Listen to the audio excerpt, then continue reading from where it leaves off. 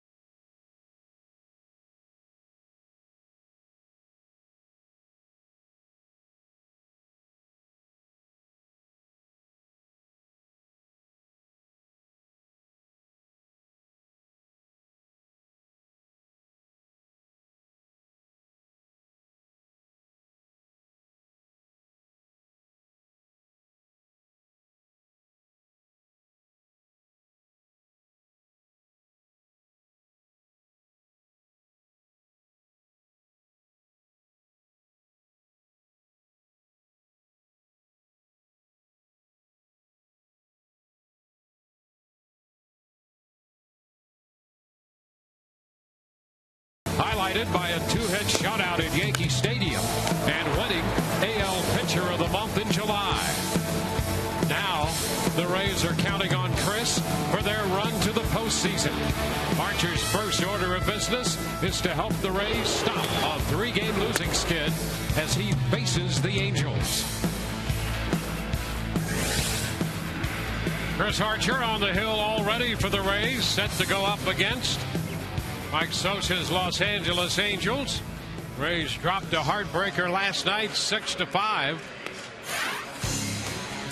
Phantom Cam in evidence last night and back with us again tonight.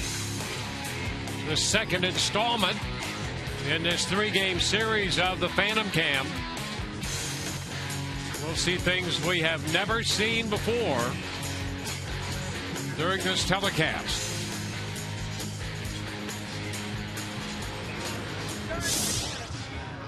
Chris Archer back live, putting the finishing touches on his warm-up tosses before he faces this lineup put together by Mike Sosa, J.P.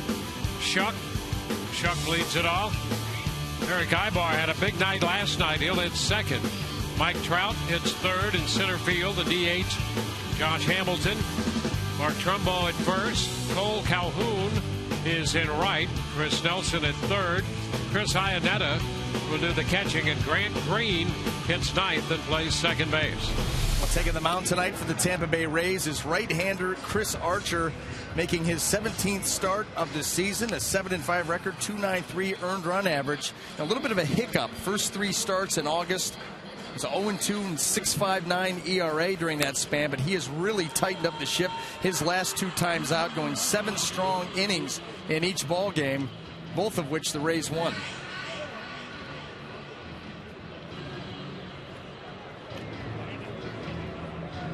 So Archer gets the draw tonight for the Rays, looking for his 8th win overall. And the Rays looking for win number 75. They start this game 74 and 56. 1 game left to go on this homestand against the Angels, and then the road trip begins for the Rays in Oakland. All set to go. First pitch of this game, and J.B. Shuck takes a strike. First pitch presented by Pinch a Penny.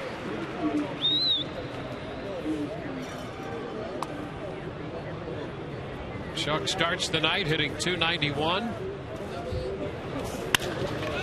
Liner into center field, and right there is Desmond Jennings to make the catch. 1 away. Let's take a look at the defenses that lines up behind Chris tonight in the outfield left to right. De Jesus, Jennings, and Myers across the infield third to first. Longoria, Escobar, Zobrist, and Loney. Jose Lobaton will be behind the plate.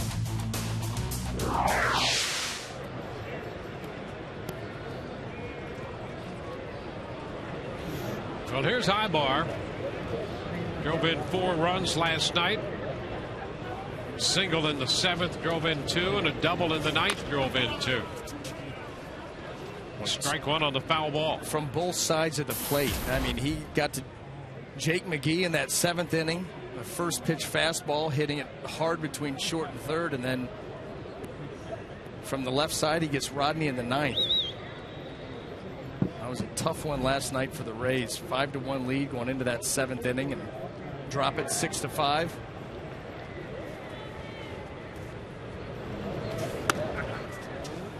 It's a strike, says Laz Diaz, and the count is 0-2. It's a kind of loss that is difficult to take home with you. You try not to, and Joe Madden said that's a loss that this team needs not to have ever again this year.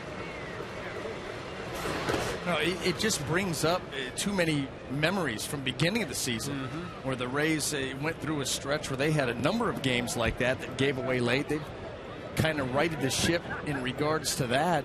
Been pretty solid all season long, and now when you get down where every game, and they all mean something, but now when you're within a couple of games of another team and you're fighting it out each night, everybody's scoreboard watching, you cannot afford the late inning meltdown. Ibar pops it up right side. Then Zobrist making the call and the catch. In a way, it's hard to believe as you take a look at the East with the Rays 2.5 behind Boston. And now a half game up on Oakland. Oakland with the number 2 wild card spot. Cleveland 3 back. Actually hard to believe in many ways that was the 15th game this year in which the Rays had blown a lead in the 7th inning or later. And 12 of those have resulted in losses. Yeah, I mean, that is an astonishing number. You know, number one, just in thinking of that number over the course of a season, but then you think about the pitchers that it's happened to, and these guys, we know how good they are, how consistent they've been. It's just been, you know, it's been one of those years up to this point, but still the Rays in great position to accomplish their goals.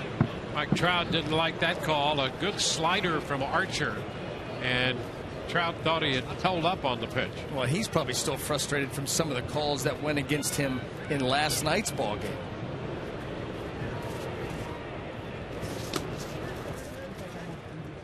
One and one, although he fared pretty well when he lifted this one out in the 4th inning last night. Well, he got under that sinker from Roberto Hernandez and just put a charge deep. You see too many balls head that deep.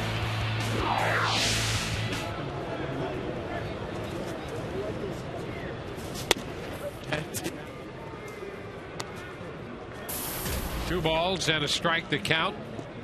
to Mike Trout. Trout with 23 home runs, second in the league in hitting, ninth in the league in runs batted in. The fastball at 96 misses. The count is 3-1. Archer wanted that pitch, and pretty good reason. Well, yeah, and Jose Lobaton did a great job of being able to catch and frame that pitch.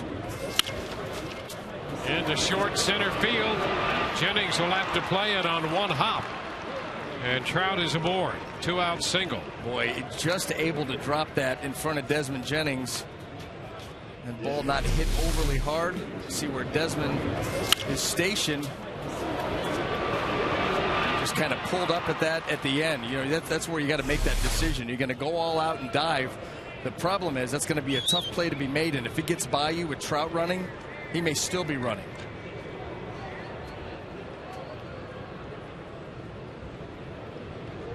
Maybe thinking about running right here too. Josh Hamilton takes the pitch, and that's a strike. Hamilton came out of the game last night in the bottom of the ninth inning with some tenderness in his left shoulder. And there is the DH tonight. He played right field last night. There goes Trout, and the throw is not going to be in time and skips into center. He's going to go to third. So Trout with a steal, and he moves to third on the error. Well, Mike Trout, this guy can hit for power. He's got great speed, swipe bags.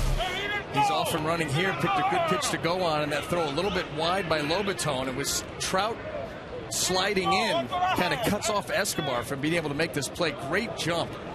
You see Escobar kind of cut off by the slide of Trout. That's what allowed that ball to get into center field, and walks over to third base. So the 29th stolen base for Trout. The error charged to Lobaton.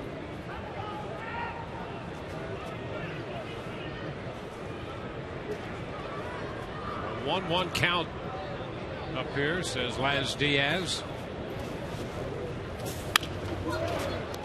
Hamilton fouls it back. And I think what Joe was saying is I think he wondered if Hamilton had not gone on that slider down.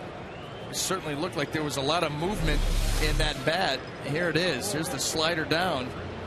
Well, if he hits that, yeah, that's absolutely a swing. Yeah, there's no question about it.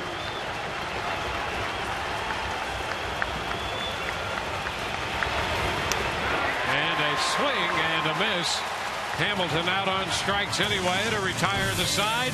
We go to the bottom of the first. No score.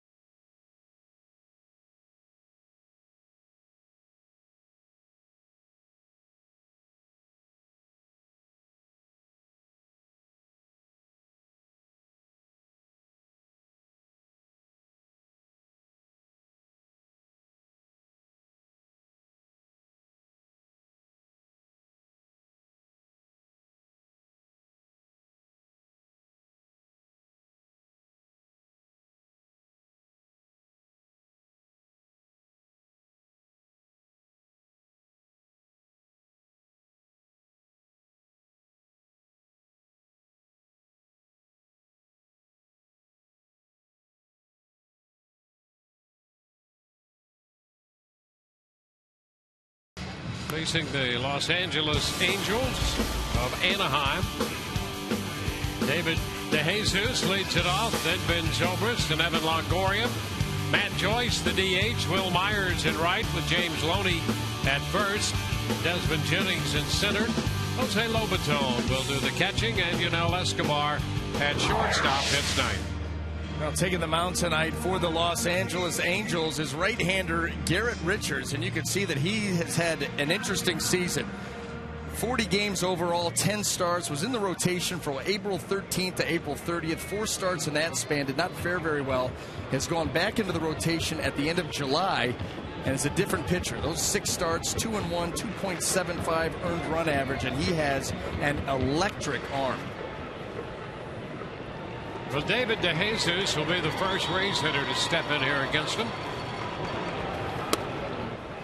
First pitch in the mid-90s inside. 1 ball, no strikes. And the way that that ball was tracked by Iannetta will let you know how much movement this guy has. And he doesn't know if it's going to cut, sink, just a tremendous amount of movement in the mid-90s. Around the back foot that time of DeJesus. So as you can well imagine, his success depends on command. He's mainly a fastball slider guy. But so much movement, he gets himself into trouble sometimes by being behind everybody.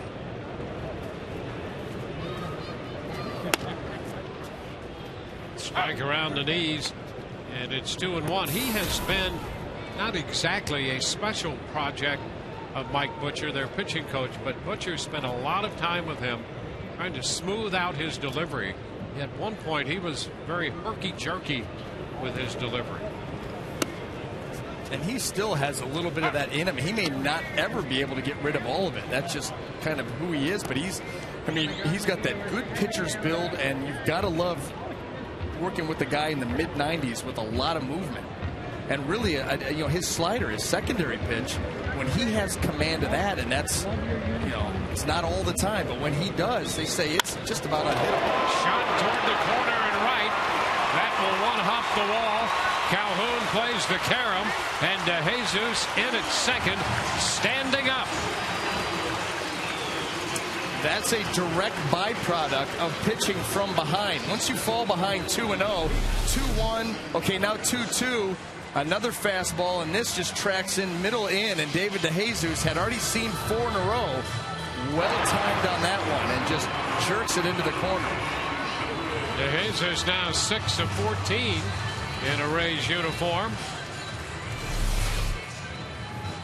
So he starts this one against the right-hander with a double in scoring position for Ben Zobrist.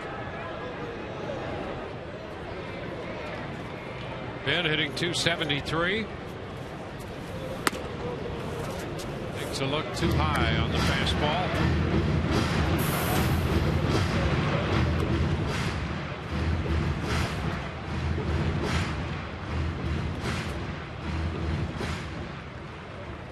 Rays with a good chance to break out in front. Facing Richards for the first time. I care, Marty. I'm not losing later. It's not easy. I'm not losing. High again. Only a couple hitters in the lineup tonight even have had at bats against him. Escobar, who's hitting 9th, 1 out of 3 with a home run against him, and James Loney, who's in there, 1 out of 5 against him.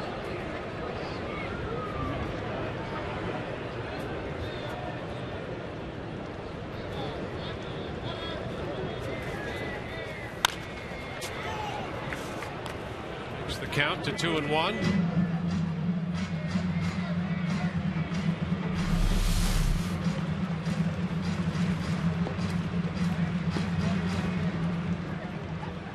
Well, you can see he gets everything into that pitch. That arm coming all the way over. Low finish.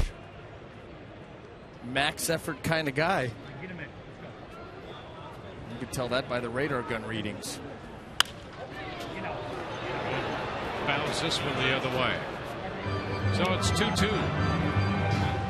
Richards, interesting in that he was born in Riverside, California, So born right there in Angels territory, and quickly became an Angels fan when the family moved to the Midwest to Oklahoma. He was about 8 or 9 years old and retained his allegiance to the Angels. So he's been an Angels fan growing up and went to the University of Oklahoma.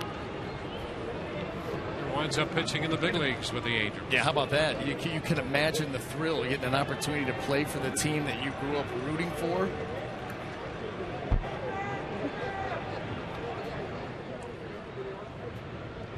Two here. There's a foul ball. They got a little piece of the slider, fouled it to stay alive.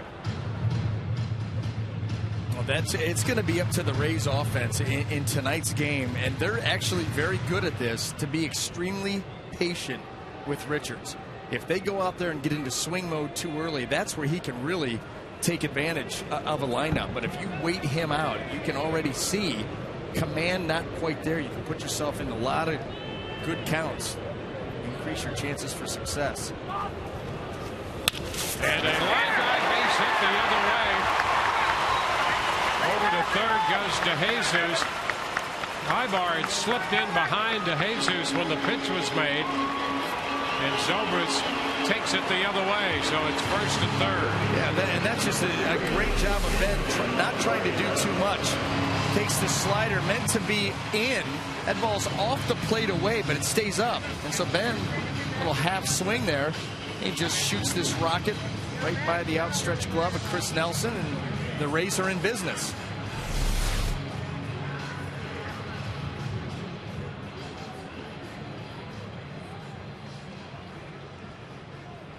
It's Evan Longoria. Evan was on base twice last night, a couple of bases on balls. He starts the night 6th in the American League in home runs and 7th in slugging percentage.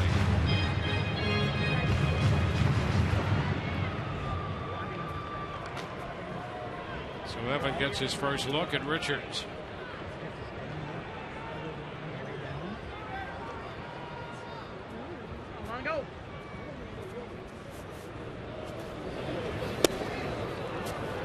Strike one.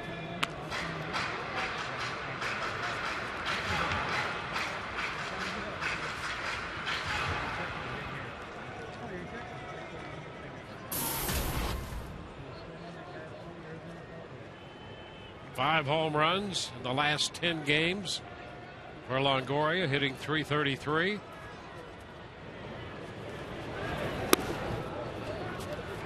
Fastball followed by a slider that misses. It is 1-1.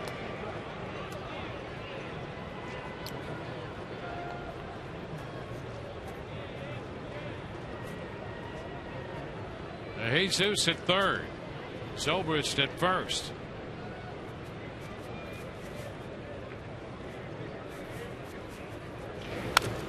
And a foul ball, fastball up, but in the mid-90s.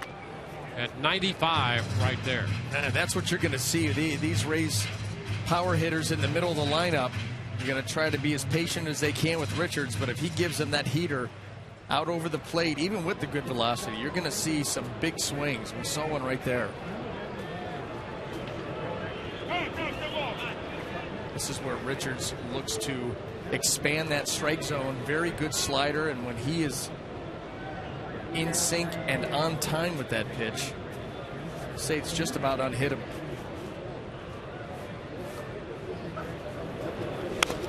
And a foul ball. Cued that one on the slider up. And yeah, that was a pitch that stayed out over the plate with a little elevation. You can imagine if that thing had to bite down and away, because that bat may be over. So you foul that off. Hope he hangs you another.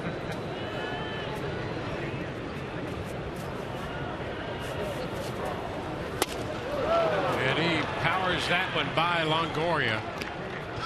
You know what? That is a small little window that you're trying to hit there against Evan.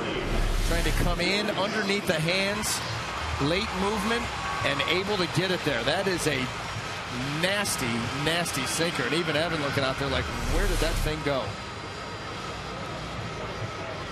Well, if he could command that, he would be untouchable. That's an if with 2 capital letters. That's right. That's the deal, because you're right. If he can do that at will, it'll be a long night. Now Matt Joyce, who's been swinging a hot bat. So let's see if he can give the Rays the lead here in the first.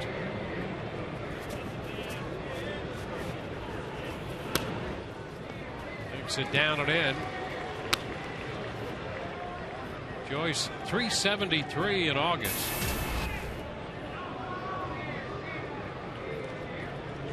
"17 home runs on the year. 15 of those coming against right-handed pitching. He's seen mostly right-handed pitching this year. Well, Matt Joyce had really struggled through the month of July. No home runs, 2 runs batted in, but boy, since coming into August, things have started to heat up again, and that's why you see him in this position. Fastball for a strike.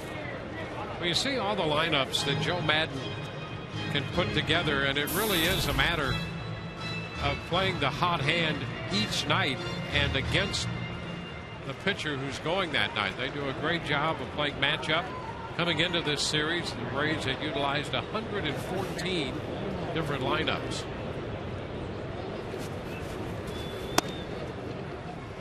Two and one. And that pitch right there was better than the previous pitch. You see Iannetta go down to get it, and really the way that he caught it, he takes it right out of the zone.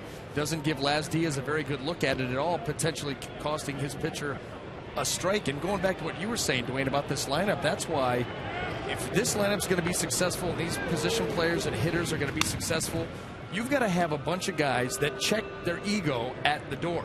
Because you don't know on a given, you're not going to be the 3 or 4 guy every night. You may be 4 to, we've seen guys go from middle of the lineup to 9 on a night-to-night basis. So that can only work if you've got a lot of selfless players. Check swing and a foul ball back.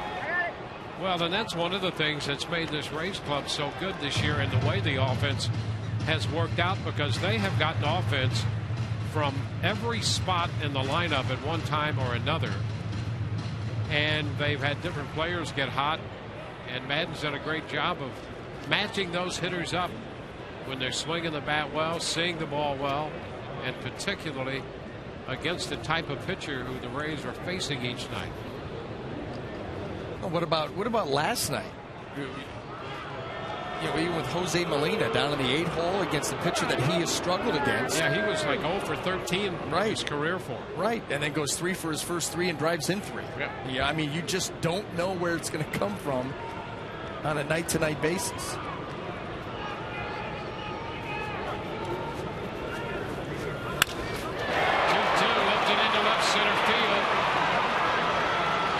Shuck makes the catch. DeJesus the tag, and the Rays get the first run of the night.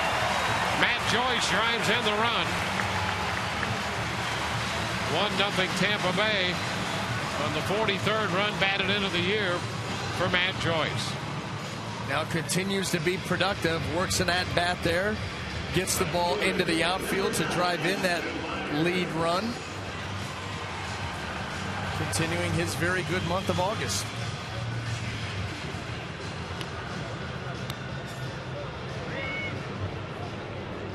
Zobrist remained at first with that throw from Shuck headed back to second. So he's at first, and Will Myers, who's playing right field tonight, takes the pitch for a strike.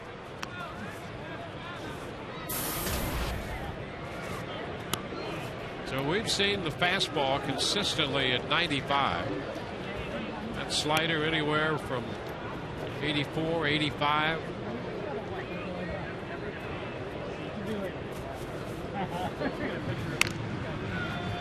The throw to first, pretty firm as well. You can figure that this guy knows one speed. Probably terrible to play catch with, too, on days that he's not starting. He'd probably try with that movement, too. Lighten you up, handcuffing you.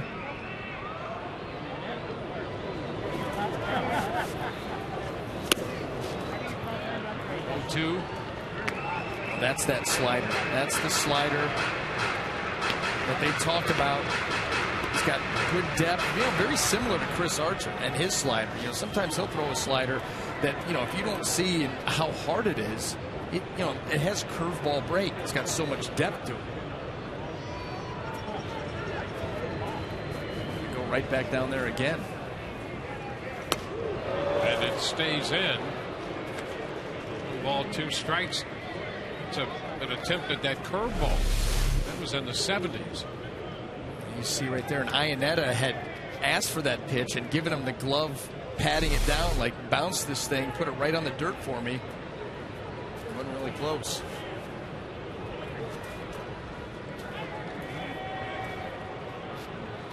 You can see Ben Zobrist over there at first base, and these guys have a pretty good read already, especially from sitting in the first base dugout watching his move. It's a 2-part move. Quick off the back of the mound, but a long arm. And Myers is out on strikes. Got it with the slider. The Rays settle for a run. We go to the second. It's 1-0 Rays.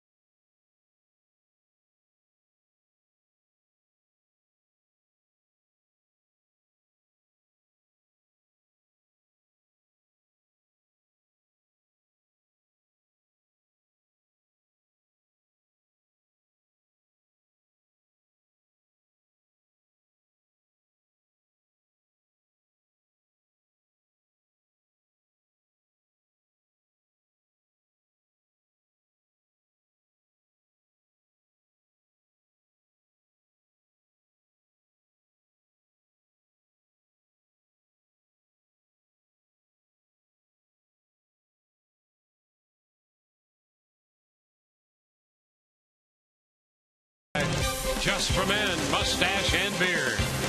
Toyota, let's go places. By Coventry Healthcare. Coverage so you can keep living the life you want. Go live. We've got you covered. And by Checkers. Feast on. Rays have a run through the first inning. Middle game of the series. The Rays and the Angels with Chris Archer hooked up against Garrett Richards. 2 very impressive young arms going at it here tonight. Here's Mark Trumbo.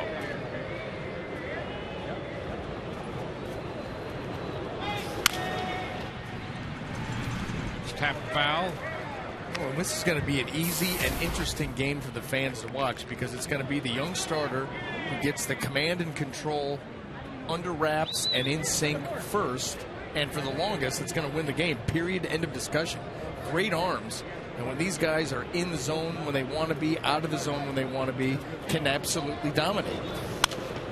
Foul ball straight back, and it's off the facing of the booth just above us.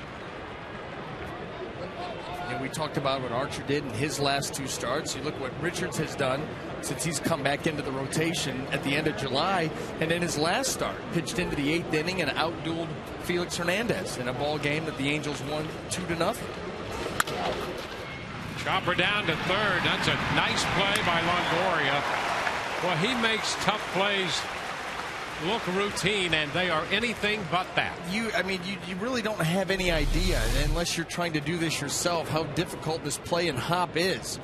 And you're absolutely right. But isn't that what they say about the great ones? The great ones, they make it look easy. Yeah, that is a very difficult play, and really fun to see someone make it that way. Yeah, because we'll see plenty of third basemen that will zoo that and handcuff them, get through. They'll knock it down, kick it around. That's a tough play. You're right. Calhoun in there, and he takes a strike. Calhoun, he's hit 4 home runs in 27 games for the Angels. It's a deep to left. DeJesus back to the track. Hauls it in, and a nice route by DeJesus. That's nicely played by a good veteran outfielder right there. Yeah, and that's the other part of the game that he brings. He is a good outfielder. We've seen him make a couple of nice plays out there in left. This ball moving away from him, and he just tracks it down, gets the glove up, makes a nice play. And the good thing, you can move him all over the place. He's played a good deal of center field in his day.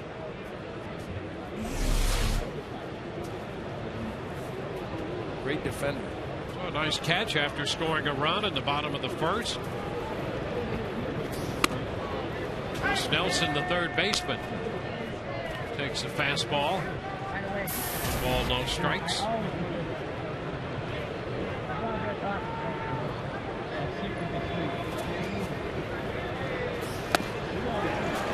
1-1.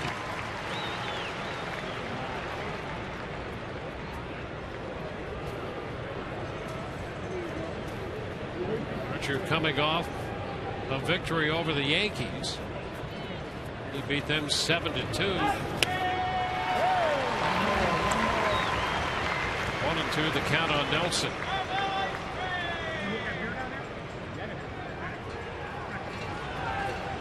We've seen Archer by nature be excitable out there. There's a lot of emotion involved in the competition. 2-2, and we've also seen him, as he did before that last pitch, step back and take a deep breath and calm himself pitch by pitch. I think that's his approach before he releases the ball. He may show a little bit of emotion afterwards, but he's maturing and understanding that to maximize his abilities, you can be excitable, but you can't pitch excitable. And so when you get up there and it becomes time to deliver the baseball, clear mind, and it becomes one pitch, one spot. That's your only thought. Make the pitch. The count goes all the way to 3-2. You try not to even think about results. It's hard not to do that. But you try not even think about results. You think, if to get the result that I want, I need to execute the slider down and away. And that's all you think about. And if you do that, then the result that you desire should come about. Right there. Set it up perfectly for a 3-2 slider. And so Nelson is out on strikes. 1, 2, 3 go the Angels. That's the base hit by Trout in the first we just saw. 1-0 Rays.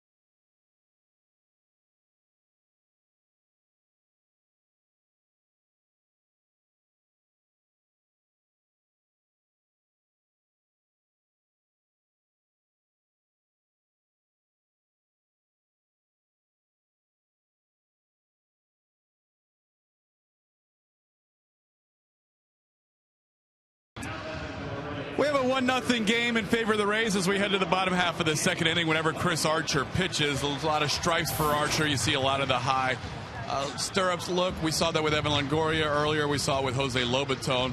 BA, one of the viewers said last time you were talking about when Chris Archer pitches, you were going to go with the old high stirrups look, and I don't know if that worked, if it happened or not. But if you have any questions, go to Ask Sun Sports Rays with the hashtag #AskRays. Guys, did he go with the high stirrups tonight? Sorry to report that we haven't seen high stirrups nor the stripes. I'm going to own right up to it. I completely dropped the ball. I have no excuse. I mean, Westy brought him up. I didn't get it done. And you know what? And I thought about it on the ride in today and was just praying that nobody remembered. Well, and apparently they did, and so I owe you all an apology. Chris, his family, friends, and you, Dwayne, the crew, everybody that I lied to.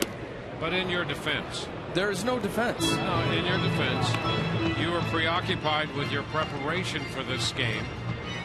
And I could see that immense concentration that you had leading up to the beginning of our telecast, how that could have slipped your mind. Because you were really concentrating on preparing for this game. Dwayne, you're a great partner, but it's indefensible. Ground ball by Loney. Green makes the throw.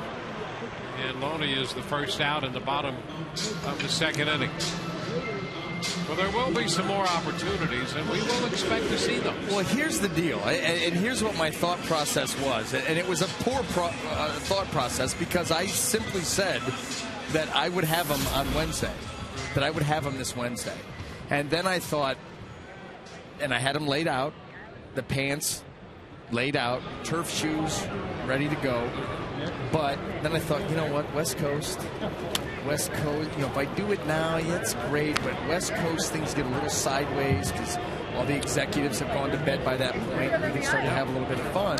In fact, someone approached me today before the game, said, hey, West Coast, late night with the Rays, right? Yeah, gets a little weird. Yeah. I'm like, that would be a perfect time to do it.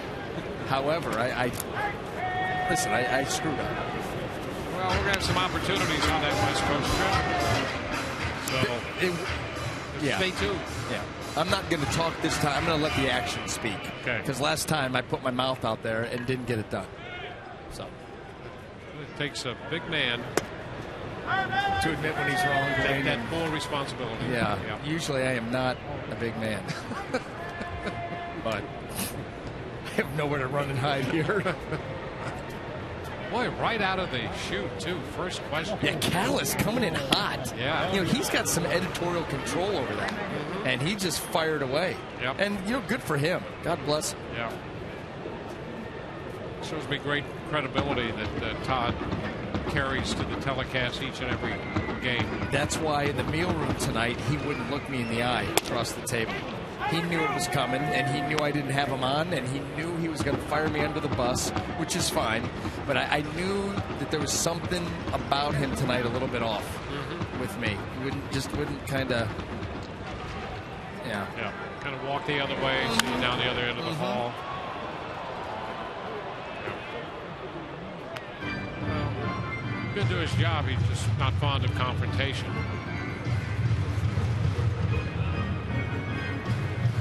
He's a friend of everyone. He is. Yep. Full count here on Jennings. One out with the bases empty.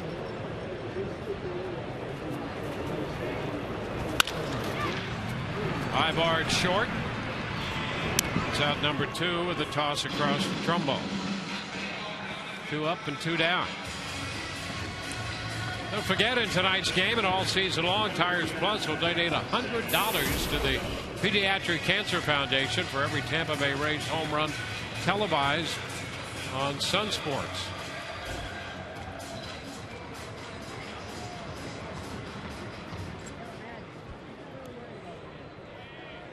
Jose Lobaton.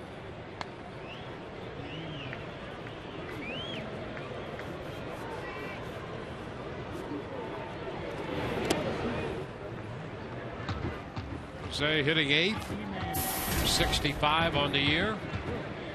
Some nice offensive numbers for Lobaton. We have watched him get some big hits for the Rays and develop behind the plate as well. He's had a good year. Yeah, this is a year that, and listen, there is plenty left to accomplish for this team. But Jose Lobaton, you see what he's done in August. It's continued to get better. What he's done behind the plate, receiving the ball, blocking the ball, being active behind the plate.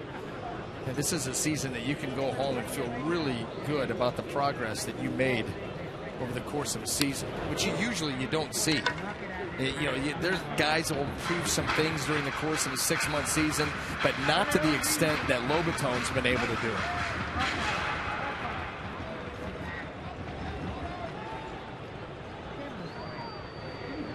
Two and one to count.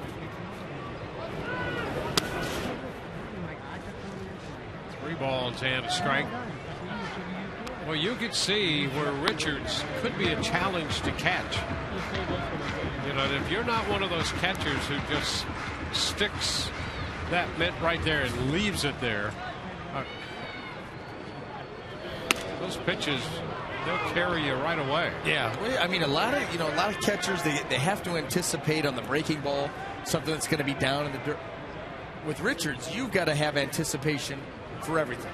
You have no idea. Is it going to sink? Is he going to cut it across the plate? You've got to be locked in and ready to go. And he misses upstairs. A 3-2 slider to walk Lobaton. The Rays get a 2-out base runner. Well, we saw Wilson and Conger last night, and boy, Conger had a busy night catching Wilson. Yes, he did. A lot of the breaking balls from C.J. Wilson in the dirt, the slider, and Conger we saw from, inning 1 on. All over the place blocking balls. Good, had a couple of good throws down to second base, getting rid of the ball quickly. Yeah, when these guys pitch back to back, the same catcher can't catch these guys. You got to have another guy to run in tonight. That's right. That is right. Escobar takes a strike. A 267 on the year. Couple of hits last night.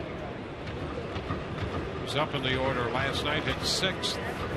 A single, a double, a couple of walks. Actually 3 walks. One of those was an intentional walk.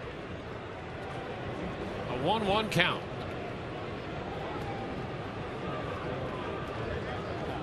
C.J. Wilson pitched 5 innings last night, made 111 pitches in those 5 innings. And Hank Conger blocked a lot of pitches for him last night. 2 balls and a strike.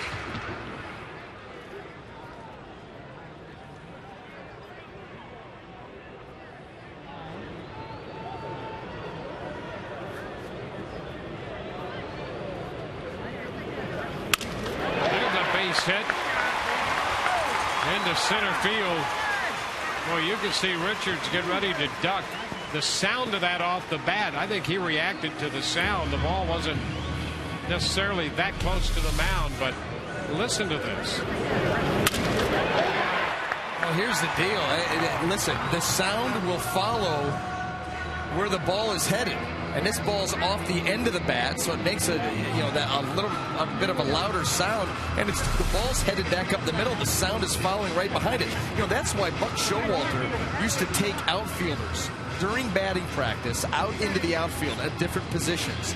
And he said, and we would practice it, and you really could start to hone in and do it. But he used to take outfielders out there to each position and set them out there during batting practice and have them turn their back to the cage. And then based on the sound of the ball off the bat, have them point where it's going. And you can do it. Yep. You can do it because that sound will follow the baseball. And all of a sudden, it's louder in my right ear. It's headed this way. Yep. And sometimes it's like, wait a minute, this one's coming close to us. Get out of the way. But he said you do that time and time and time again, and you will see yourself improve at that, being able to even read the sound off the bat. It makes a lot of sense. How many times do you see an outfielder get fooled on the swing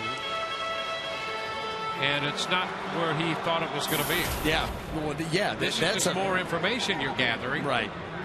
That's a visual tool, and then the sound. But if you got the sound and you're keyed in on that, that gives you more information at the same time. There's one bouncing back to the screen, and to third goes Lobaton. Escobar up to second. That's right after a visit from the pitching coach. A wild pitch. Bad visit. Boy, and that's just nothing more than a fastball right there that Richards just spikes. See him behind that baseball, but he spikes that ball, barely gets it over home plate. And each of these runners have moved up, and the Rays have something going here after 2 quick outs.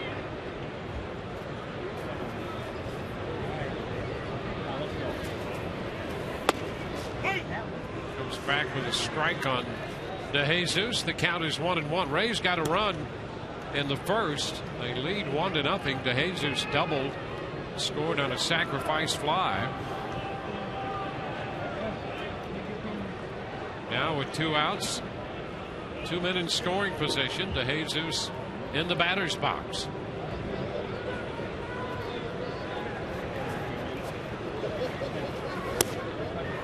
The back foot out of the way. It's 2-1.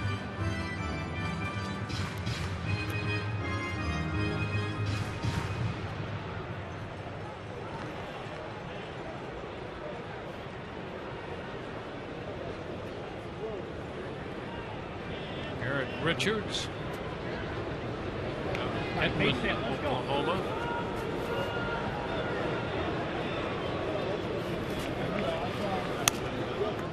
He leaves the pitch upstairs. 3-1.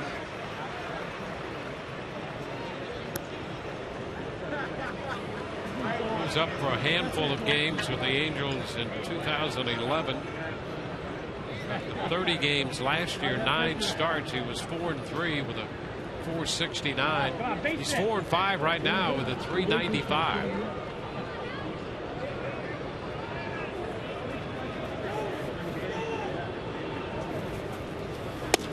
And the count is full. Fastball called a strike. Well, that thing was moving all over the place too. And you can understand too with the Angels with Richards. You know, he has a power plus arm. You use him in the bullpen. You know, saw his breakout, 40 appearances, 10 starts. Trying to figure out how they're going to utilize him. Arm is not the question. The command is.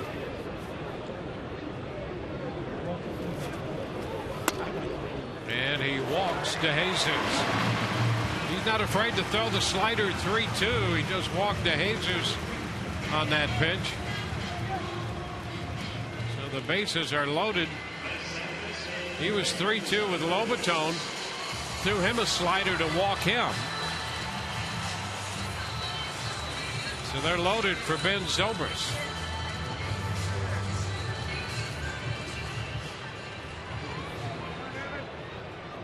Zobrist singled into left field his first time.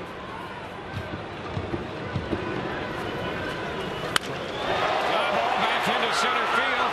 Trout on the run, though, and he makes the catch as he approaches the warning track to retire the Rays. Zobrist lines to center.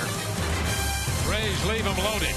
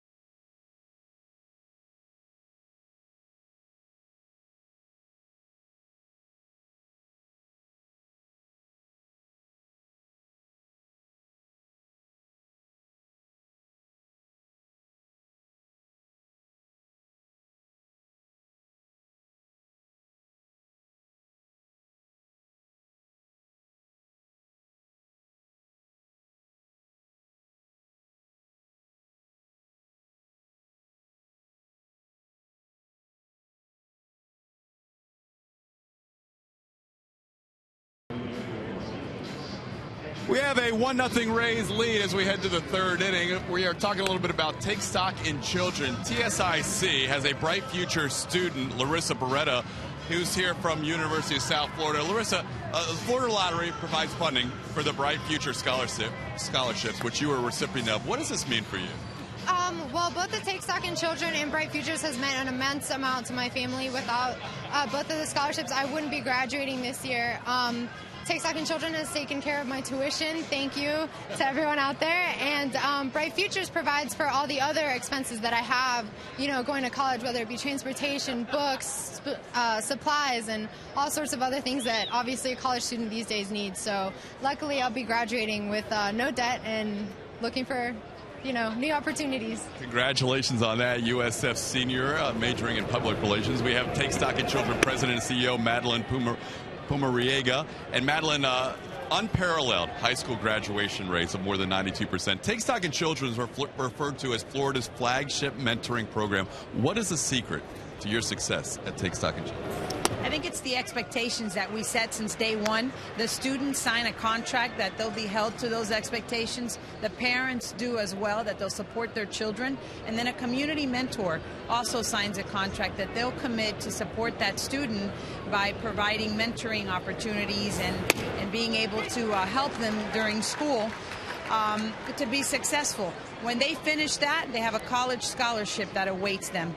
So I think it's our wraparound services, and I think it's the commitment of our children as well as their parents and our community leaders that serve as mentors. Madeline, thank you so much for the great work you do at Take Stock in Children. And Larissa, good luck to you the rest of the way. Guys, back to you. All right, Todd, thank you very much. While Chris Iannetta out on strikes, will be strikeout number 3 on the night for Chris Archer. Yeah, and he did it on a plus slider. That was a great sequence of pitches, ending in the fastball away, the slider off of that. And you throw the fastball out here, start the slider in the same spot, and let the break go. Iannetta commits. No chance. There's Grant Green. It's up to him. Fastball.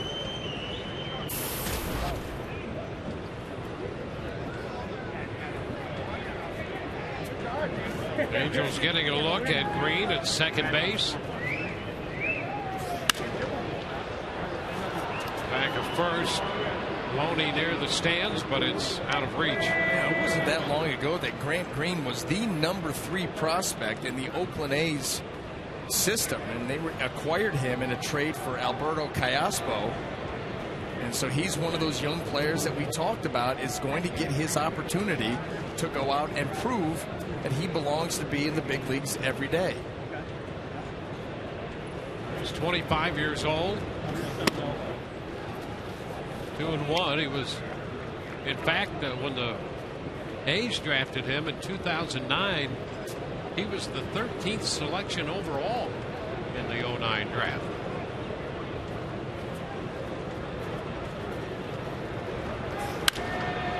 Again, up the right side, out of play.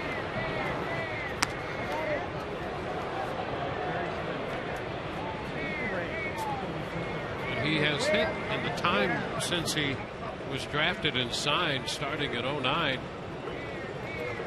He's hit over 300 in the minor leagues.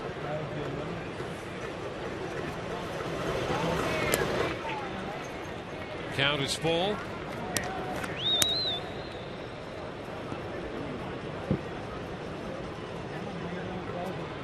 Out of the University of Southern California.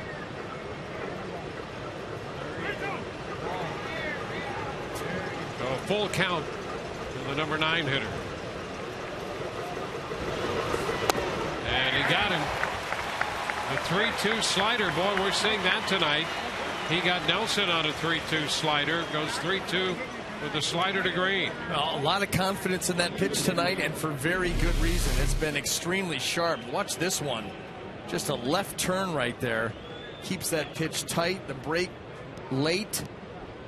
Now, your mind's got to make up about halfway to the plate whether you're going to take a swing or not. And that ball spinning looks like it's in the zone.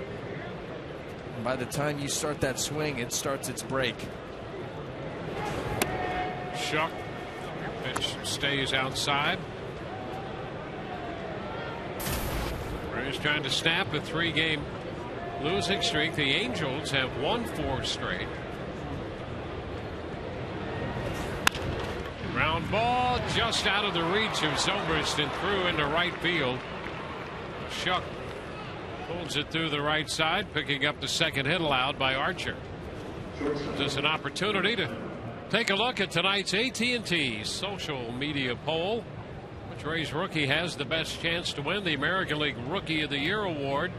Hashtag TB1 Chris Archer, hashtag TB2 Will Myers. Tweet your vote to @SunSportsRays.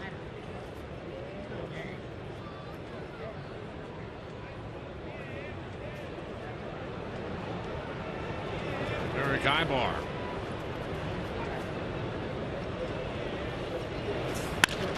Ibar back into center field.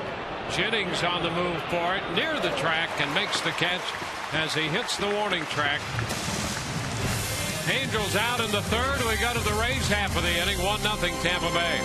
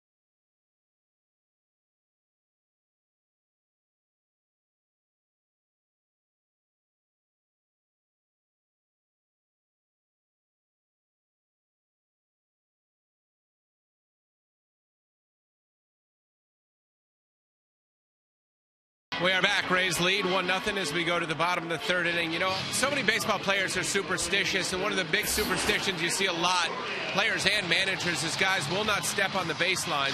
C.J. Wilson last night, one of those guys, and in the break, kind of did a little hop and then went face first into the turf. He said, anyone figured out where that sniper was?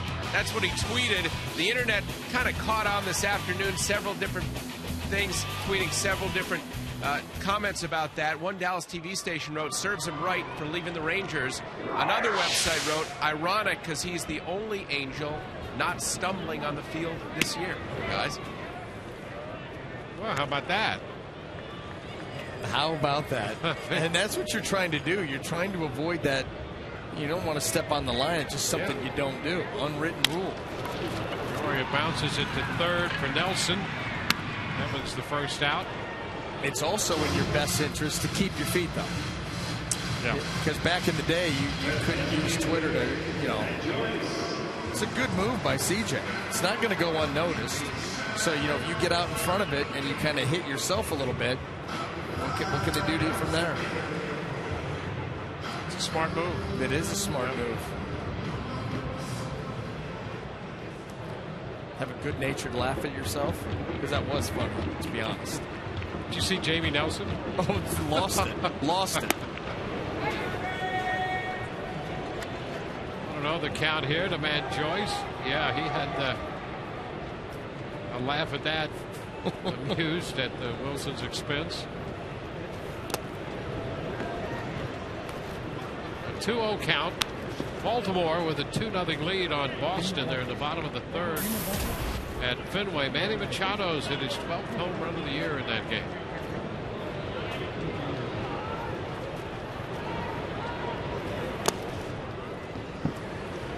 Boy, Richards had made 25 pitches in the first inning and 28 in the second.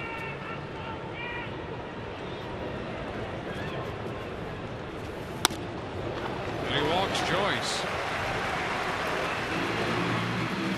Wilson made a lot of pitches last night. He had made 43 through 2 and then had a 25 pitch third inning, and through all of that the Rays had scored only 1 run off him in the early part of that game. And a lot of times, what do we say when this happens? Well, you want to try to take advantage of those opportunities in case this guy finds it all of a sudden, and then all of a sudden rips off, 2, 3, 4 scoreless innings. But there's no evidence up to this point that Richards is going to be able to find it with any consistency. He comes out, makes a nice pitch or two on Evan Longoria, gets a quick ground ball to start the inning, and then 4 in a row that are nowhere near the zone. You just don't know. The other thing that was frustrating about last night's loss, the Rays not only had 10 hits, but they drew 9 walks in that game. Yeah. Yes, and 1 score. That is another reason. You talk about a tough loss for a lot of different reasons. Yeah. That's one that we haven't talked about a whole lot. That's rough. You're afforded 9 walks in a ball game. More than one has to score. I know Joe Madden does a great job of setting the mood in the clubhouse and in that dugout for a team after wins and losses. They come back the next day and ready to go.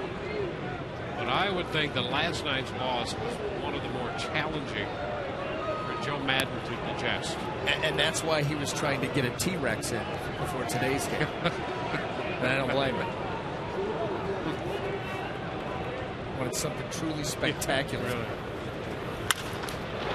This pitch is skied toward right.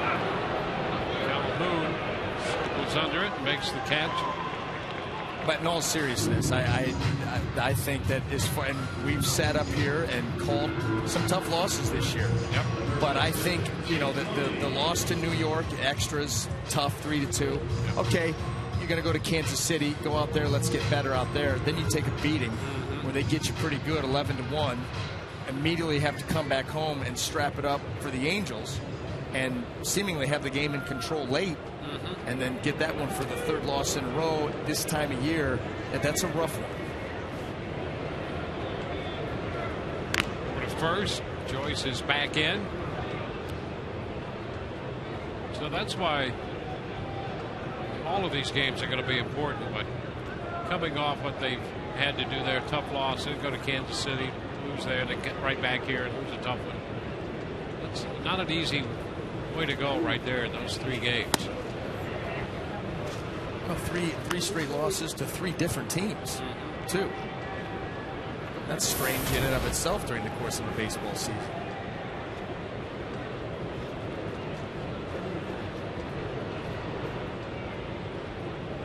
Who's this hitting, by the way? He shaved. Yeah, James Loney. A little different look. There he is.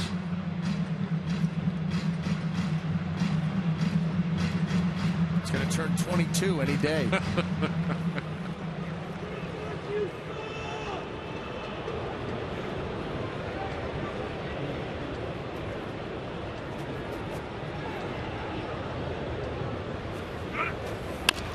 Tapper by the mound towards second. Reed reaches down to pick it up and makes the play. A walk and a man left. We go to the 4th. 1-0 Rays.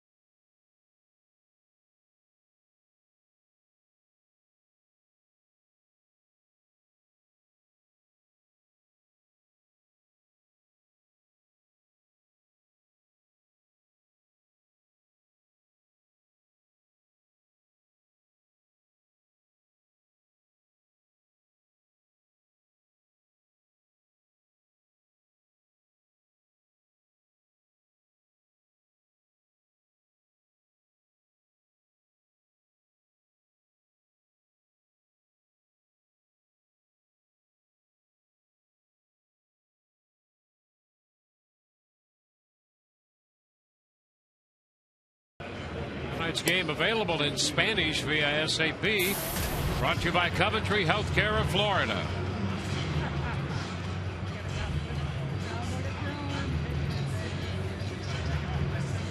Rays have Chris Archer on the mound. Made just 40 pitches through 3 and will face the numbers 3, 4, and 5 hitters. That means Mike Trout, Josh Hamilton, and Mark Trumbo. Some power back to back to back there in the Angels lineup. Trout singled his first time, wound up at third on a steal and an error.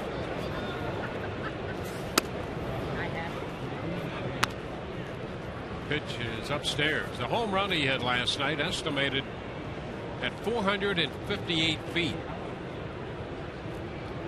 And there's where it landed. Every bit of it. 1-1 to count. I think that would make it the longest one hit here this year. I'm not going to argue with that. That ball, I mean, just jumped off of the bat, and really was a byproduct of a great adjustment from at-bat number 1 to at-bat number 2 by Mike Trout, looking for a specific pitch. 2 balls and a strike.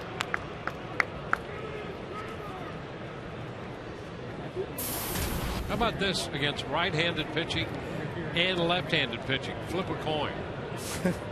I'll take lefties because they give up less home runs. That's it.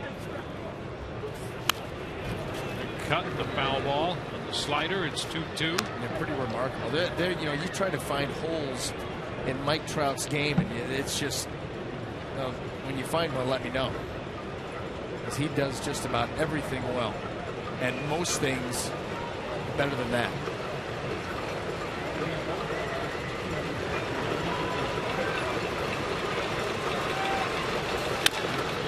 Back over the mound to second. So Bruce takes care of it. I'm not sure which was a bigger bounce, that ball off the bat of Trout or Archer on the mound. You don't want to let those ground balls, if you can help it, get behind you because of Trout's speed. He turns every ground ball to the infield into a half a step play at first base. Yeah, that's a good point you made last night. The fielders better make the perfect pickup and throw to get him. There is no margin for error because he's going to run hard to first base every single time. So you had better be smooth, crisp, clean, and get that throw on its way. He adds that much pressure to an infielder. And you know what? He does it the same to outfielders as far as, okay, get a base hit. You better come up with that ball clean and get it in, or he's going to try to take second on you. Plays full out. The way you dreamed that everybody would.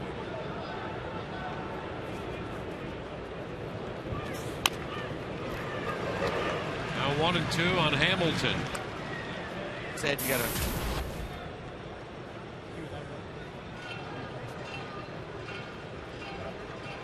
Hamilton struck out his first time. 1 of 4 posted by Archer.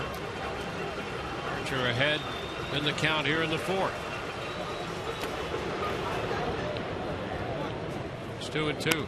Just a little bit of an aim job there by Chris on that changeup, but the thought process is you can almost start to expand the zone against Josh Hamilton for pitch number 1, but when you do get to pitch number 2, unless it's a mistake, Ray's pitcher is just not going to give him a strike. They're going to try to get him to chase. And a swing and a foul ball, just a little bit of that one. So the count remains 2-2. 96 coming at you. Squeeze it. They got right in that part of the catcher's mitt. Tough to squeeze there.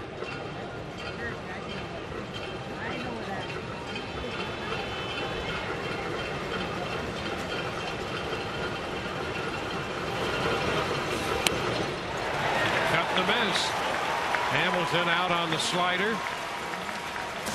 Strikeout number 5. Trout is grounded out. Hamilton is struck out. Mark Trumbo will step in against the Rays' young right-hander.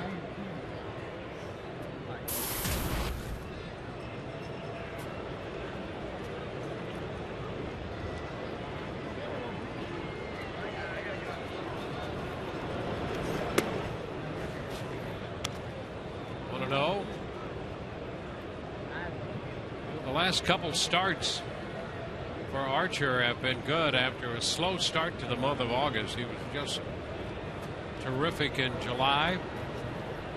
Pitcher, the rookie of the month. 1-1 to count to Trumbo.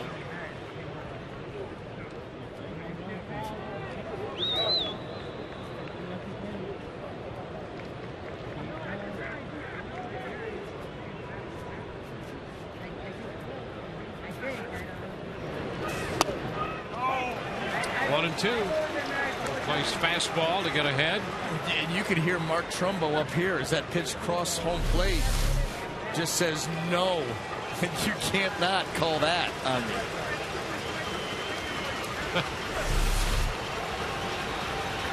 That was loud.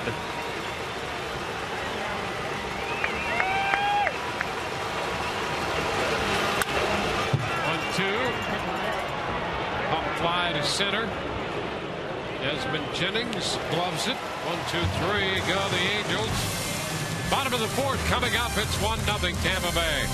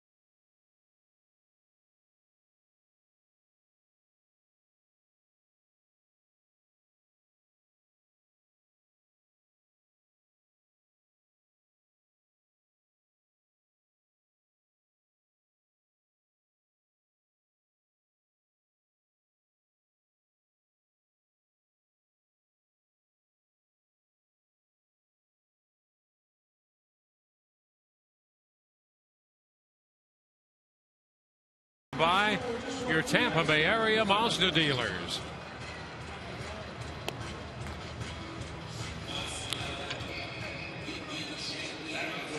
Rays got their run in the first inning on a sacrifice fly from Matt Joyce.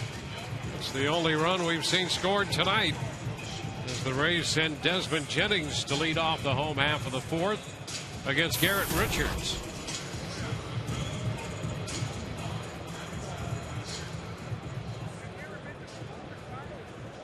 Richards, in his first outing here against the Rays, has shown a great arm.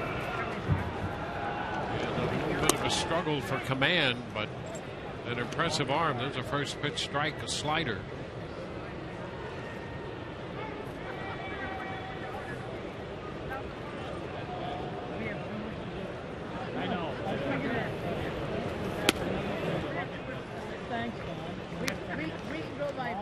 Ball, one strike.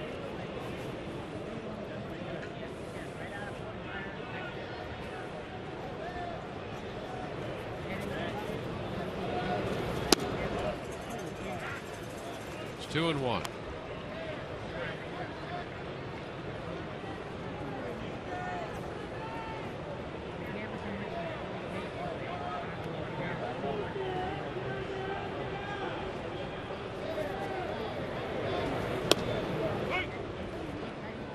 2.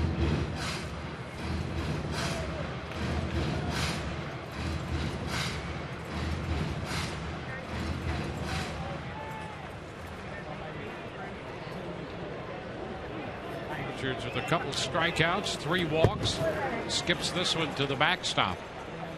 And a full count. You see the difference right there between the 2 sliders. Yeah, the one to get to the 2-1 slider to get to 2-2 right there. Then the 2-2 slider, I mean, just out of the hand into the turf. The delivery just not quite yet repeatable. Tapper, third base side, going to kick foul. And Jennings, who would have beaten it out had it stayed fair, will return to the plate with a full count. You know, too often that is the issue when you talk about a guy's command is the delivery repeatable? And if it is, most of the time the command is in line. You know, we have seen on the Rays staff, Archer and Torres develop outstanding command. Yeah. But they spent a long time in the minor leagues. We're talking 500-600 innings. Richards had under 400 innings in the minor leagues. Bouncer through the middle, leadoff single for Jennings. The Rays have a base runner, so you can see the development process.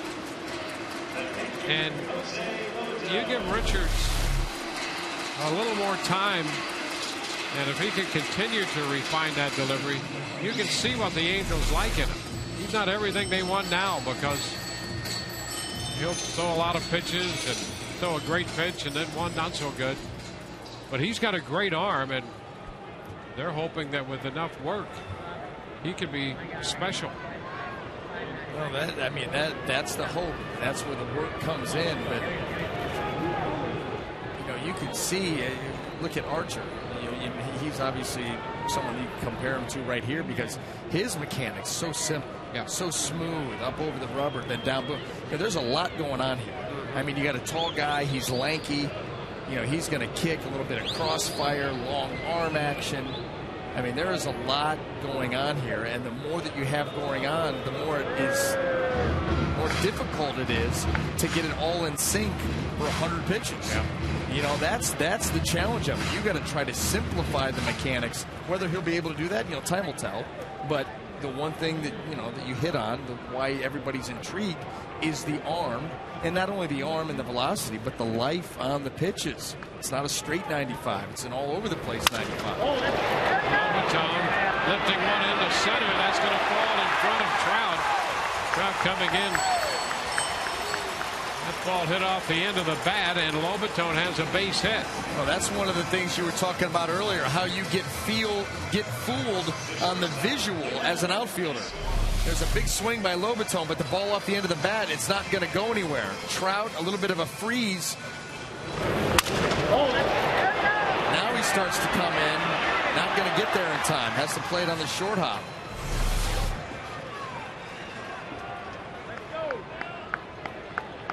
I think the ball off the bat to the center fielder is the most difficult to read in that situation.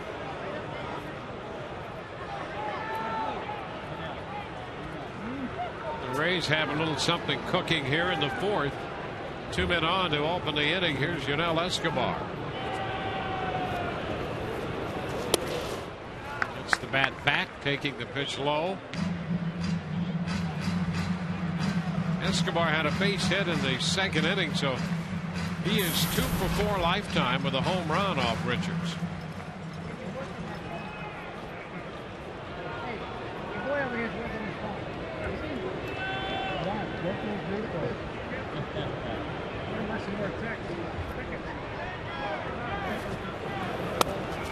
And that's a strike. And showing bunt. It's 1-1. And by the way, this guy cannot be easy to bunt. Square around. I mean, he's tough enough to catch, much less bunt. Yeah.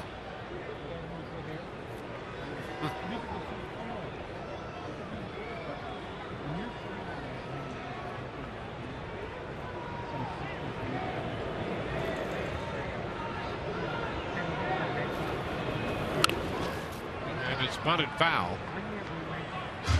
Escobar down on the count, 1-2.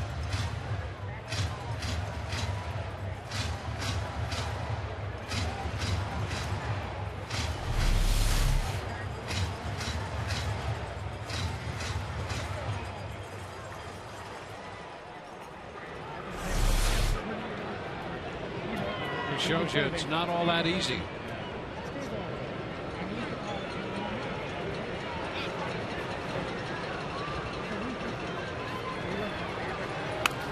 And he puts it down on a 1-2 pitch.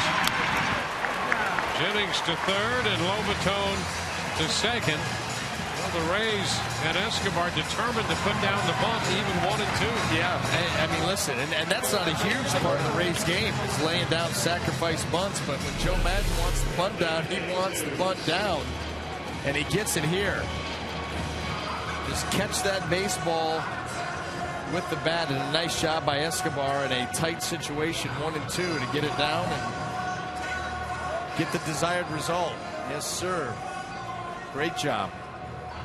Well, the Rays with another scoring opportunity coming into this inning. They had drawn 12 walks in 12 innings in this series and had scored just the 1 run off the walk. They got a couple of base hits here to open the fourth. Now they're both in scoring position. For the top of the order, David DeJesus. And he's been having some good at-bats since coming to the Rays. He takes a strike.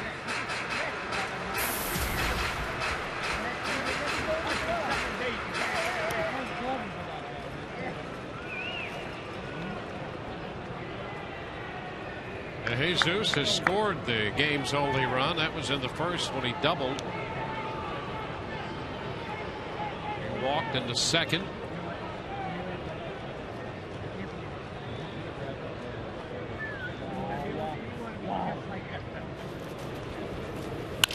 Ground ball that deflects off Richards. Down to Nelson. No play. The run scores. Jennings crossed the plate standing up. And the Rays have a 2-0 lead.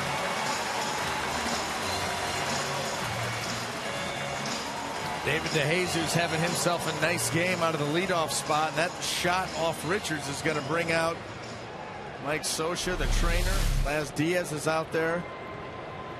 This stays up and out over the plate and catches Richards. Looks like right on the outside of that right leg.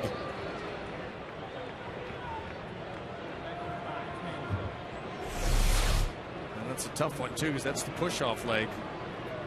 Support leg. He was waving the trainer off initially.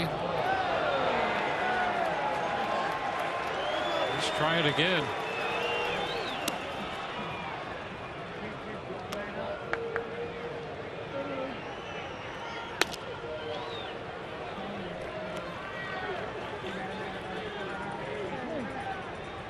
Mike Scioscia checking with Laz Diaz about this gathering on the mound, and Scioscia, among other things, wants to double check with him and make sure that he's all right.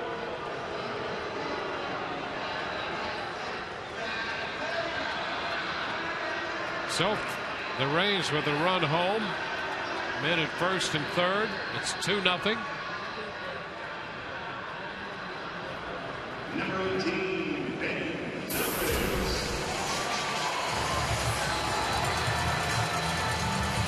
Hitter's going to be Ben Zobrist.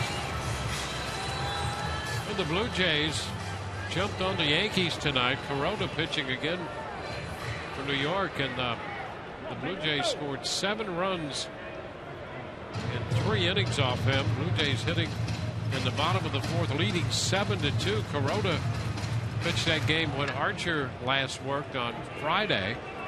The Rays won that game 7-2 against Corona. So he's given up some runs again tonight.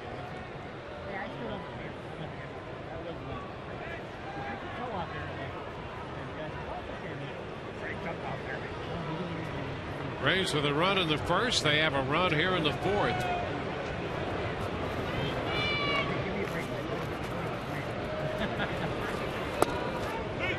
Pitch is a strike to Zobrist.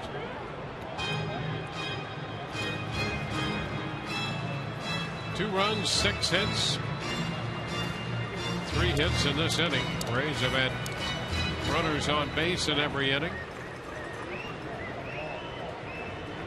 Lobatone, the runner at third, DeJesus at first.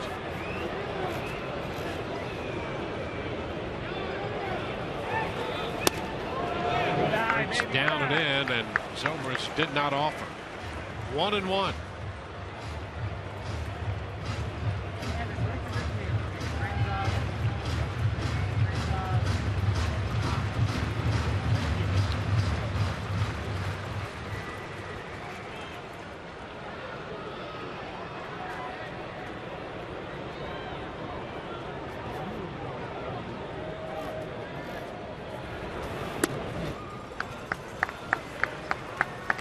Two balls and a strike.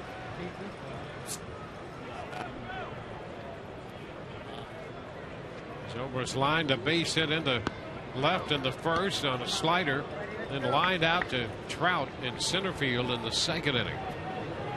Ahead in the count, 2-1 here in the fourth.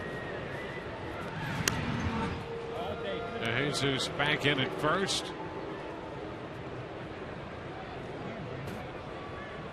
Come on, Joyce, bring us home, baby. Let's bring us home.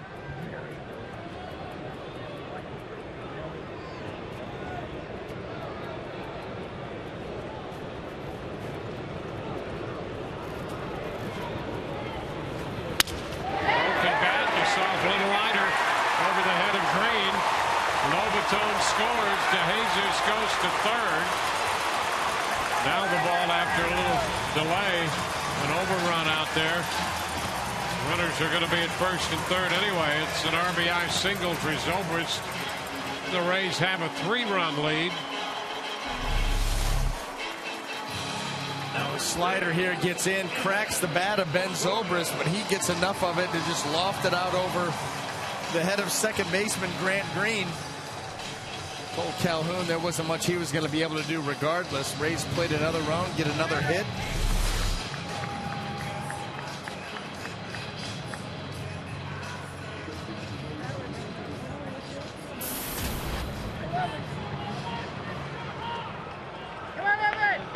We said that the Rays offense needed to be patient against Richards. They have certainly done that and have really cashed in against him. Big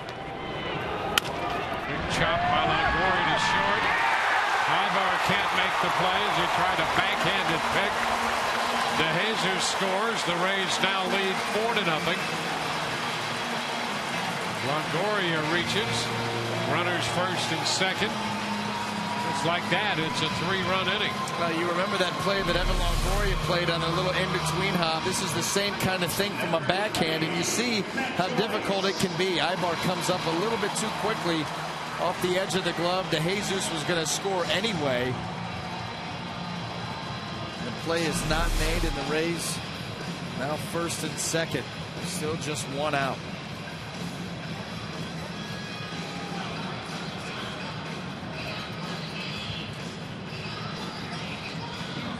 So Matt Joyce will be the next hitter. Rays baseball at Tropicana Field, the perfect place to host your group event. Whether you're getting a group of friends together or entertaining your clients and employees, Tropicana Field, the place to be. For more info, visit raysbaseball.com or call 855-GROUP-TB. Longoria reaches on what is ruled an error to Ibar, his 11th of the year. And that's going to be it for Garrett Richards. Scioscia comes out to make the pitching change.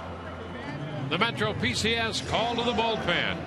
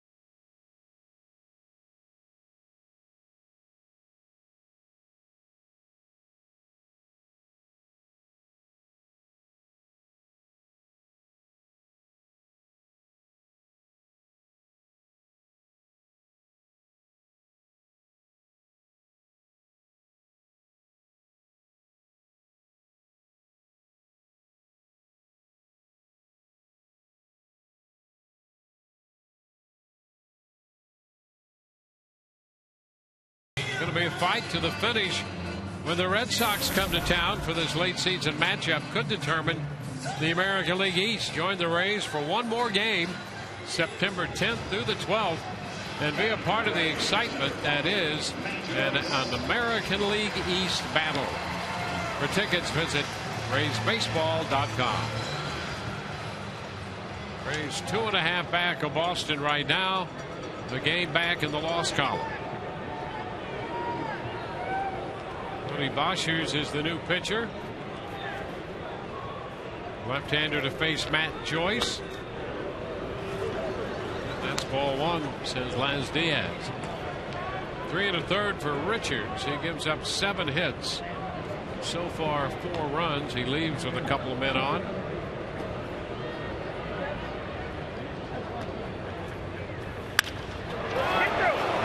Liner to second, out at second, and the throw to first out there.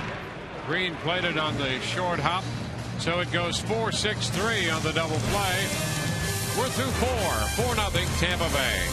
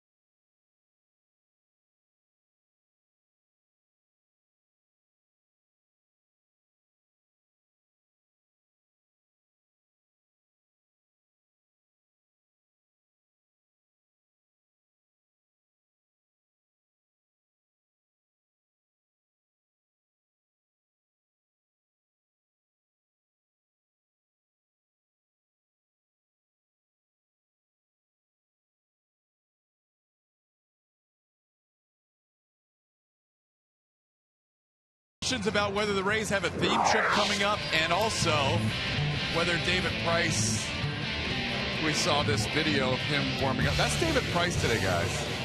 Throwing a little flack around with Matt Moore. Matt will make his start tomorrow for the Durham Bulls, and then hopefully back with the Rays very shortly after that. And then David threw his bullpen in full football Vanderbilt Commodore uniform. Tomorrow is a theme trip. It is wear your favorite college foot. Look at this. More throwing the ball off his helmet. We'll give you more on this, but first here's Price's reaction to the whole thing. Feels good, man. I mean, I feel good in the uni. You know, I definitely like the spat job that Vinny did on my cleats. Happy birthday, Mom. My mom's birthday today, so happy birthday to her. Well, that's Mom, I love you, and there's the happy birthday, so feels good. It's a full football tape job. Absolutely, man. I got the full uni. That's a tape job as well. So he had the full uni, the gloves, the ankle taped on the outside of the shoe. He was ready to go.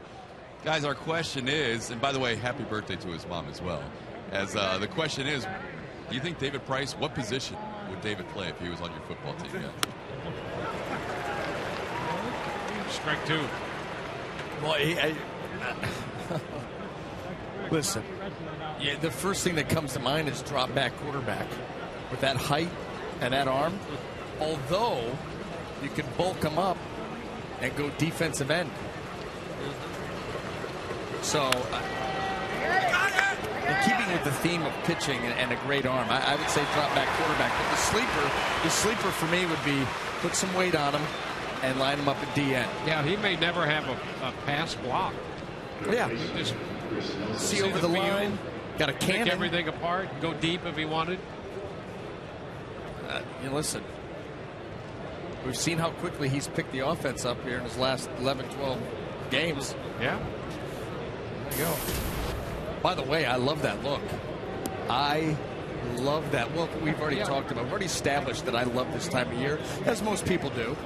Football, baseball, pennant races. But being able to take that look out with the spat, you know, around the ankles and shoot and throw your bullpen like that. Somewhere we have photos of you in the football helmet. You don't. Well, maybe in a football helmet. Not this. Yeah, not in a full regalia like that. That tucks is that football right in there. 4-point. Ball security, Dwayne. Yeah. That's what it's all about. Ball security. Yeah, we got a couple helmet shots of you. I'm not sure what that means, but okay.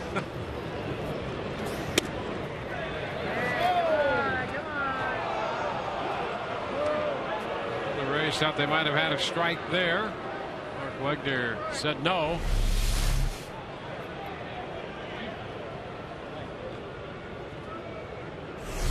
It's 2-1.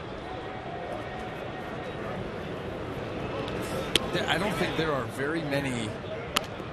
Well, I mean, both sides have had some serious issues through the first game and a half of this series with check swing calls, balls and strike calls. I mean, the whole 9 yards. Yeah. And it's coming from everywhere. Behind the plate, third base line, first base line, everybody's getting in on it. Picked up at second by Zobrist. 2 up and 2 down. Well, look at this. There's Brian Anderson. You know what my dad used to do? He used to have those balls. That's a red football. It's all plastic. They were just made out of, I don't know what, but it's all plastic ball. And he would throw a spiral right to me at that age. You know, that looks cute there. Yeah. But then I was taking the point of that plastic ball off the mouth. And then that wasn't so cute. Iannetta chops it toward the middle. Scoop by Escobar. Got it! What a play by Escobar there. Ranging to his left, the scoop and the throw to get the Angels catcher. Let's watch it again. Stamping with a star for Escobar.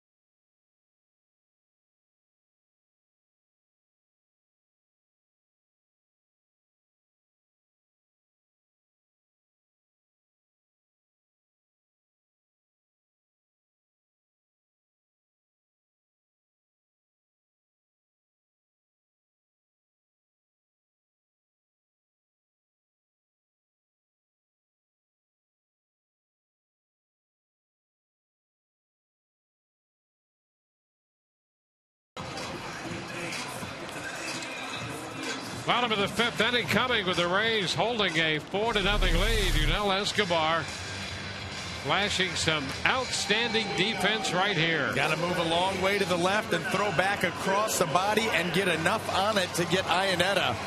Great play by Yunel Escobar. You know, it's not, he doesn't spin right here and be able to get into the throw. You've got to be moving to the left, throw back to the right, and get enough on it.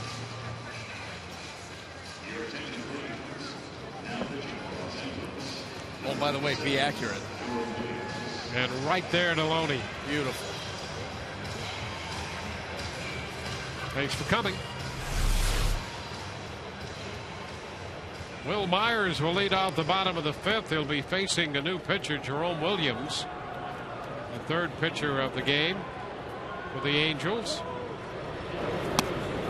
Myers takes a fastball a little close. Ball, no strikes. You see Williams this year, 30 appearances, 19 starts, 131 and a third innings.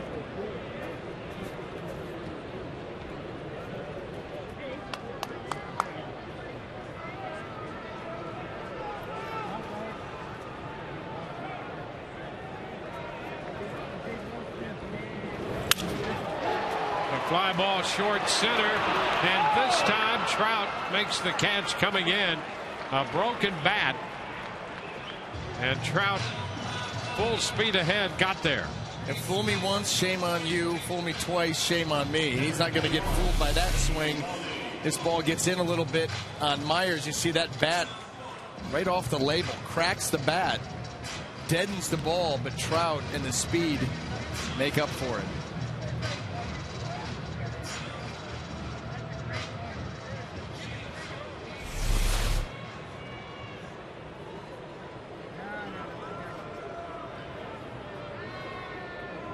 So 1 away for James Loney.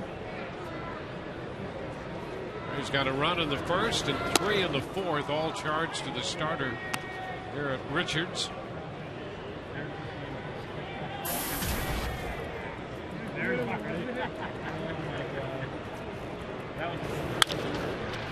Headed to the shortstop Ibar. Loney is out, number 2. It's the 3rd ground ball out for Loney in this game.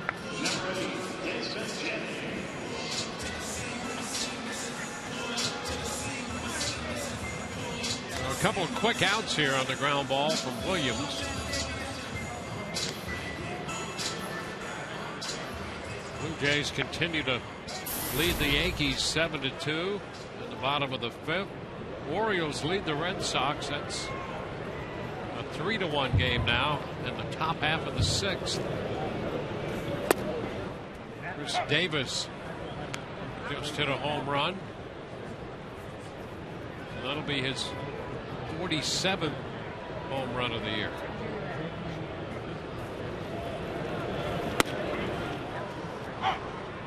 Strike 2 to Jennings.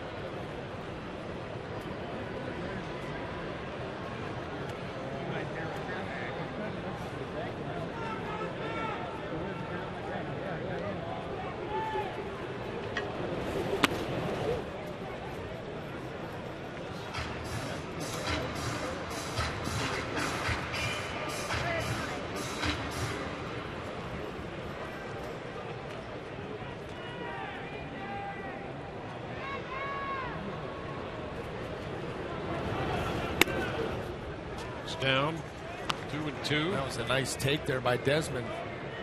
Williams trying to entice him on the breaking ball, not biting.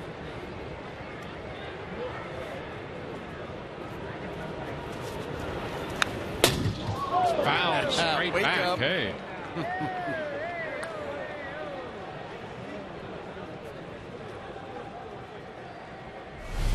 Hey, so what are we doing after the game? Want to head over to?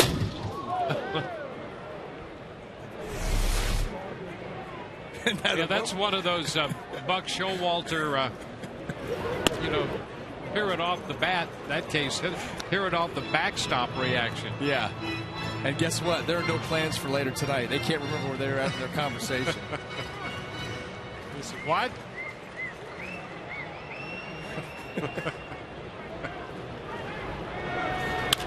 Three-two popped up. Trumbo makes the catch. So it's a 1-2-3 5th inning. There's that broken bat from the Phantom Cam. How about that for a shot? 4-0 Rays.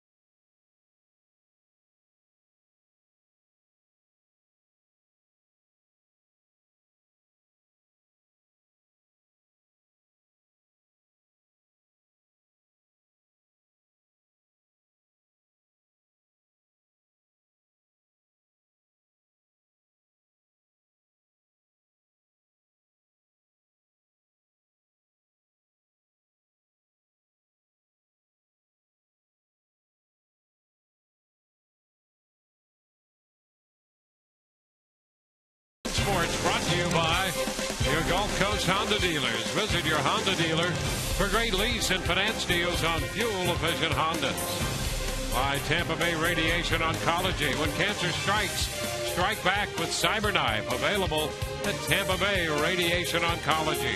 And by Mazda. Visit your Tampa Bay area Mazda dealers.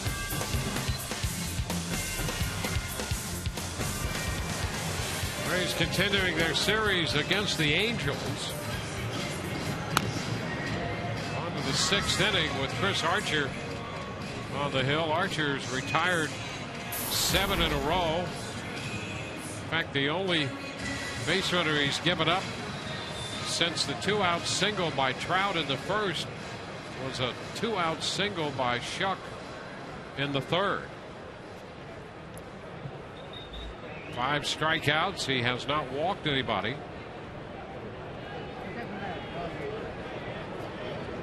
Retired 13 of the last 14 to face him.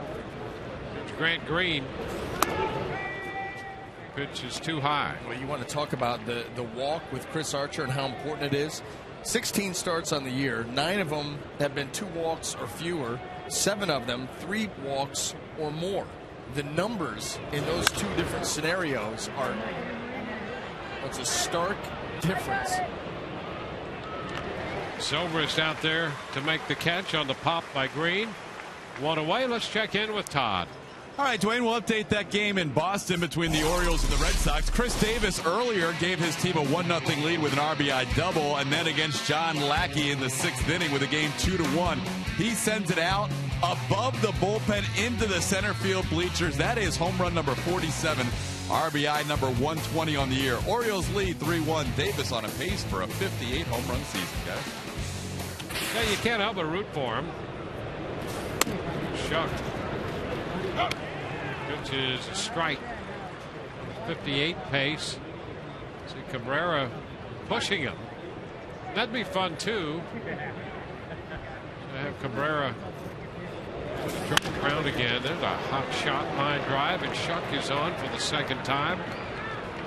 1-out single.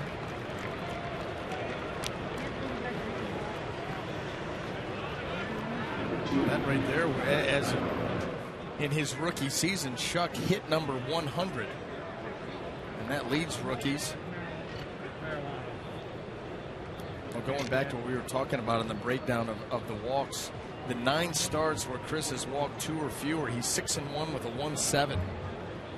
When he's walked 3 or more, 1-4 with a 4.78. So a huge difference. Talk about command and control being so important. Directly tied to the results that Chris Archer gets. And this is how he's pitched his last couple of times out.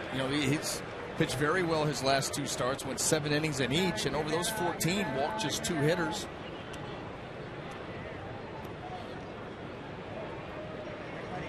Can really make you look foolish when he's able to pitch ahead, but has good enough stuff to be able to get outs in the strike zone even when he's behind.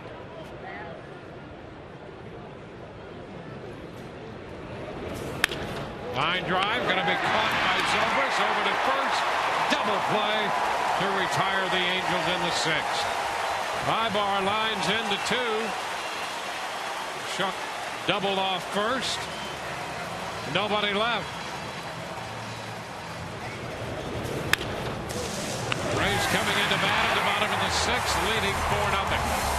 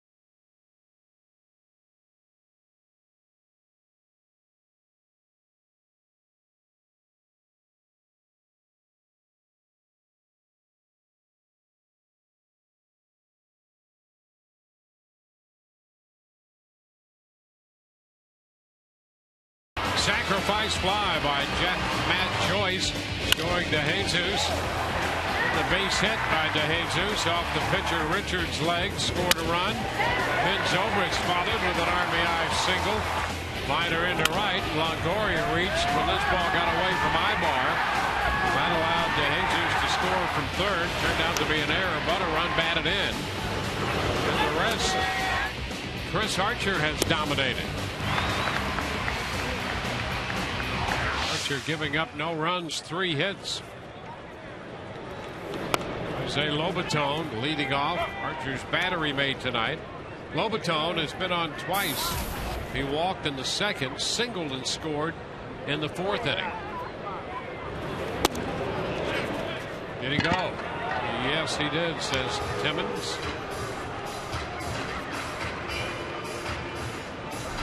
0-2.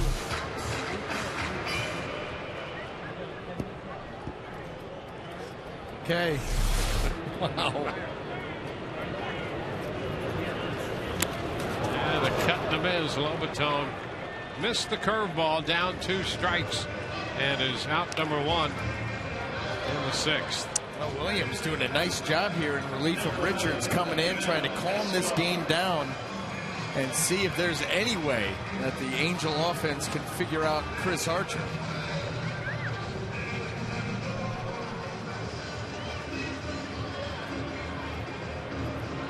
Williams, still just 31 years old. He first came up with the Giants back in 2003.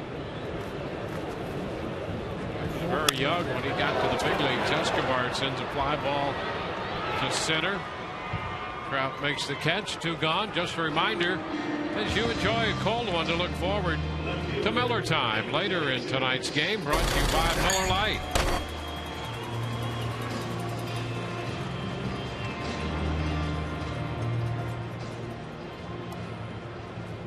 The batting order, David DeJesus. He has scored 2 runs, has a run batted in, reached on a walk as well.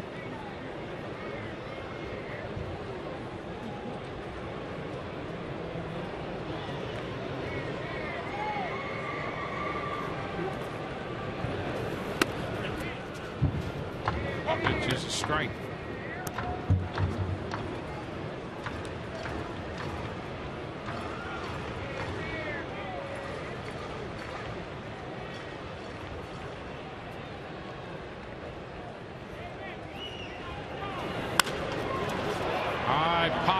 Right side, second baseman Green in shallow right field, and the Rays are up and down 1-2-3 for the 2nd straight inning against Williams.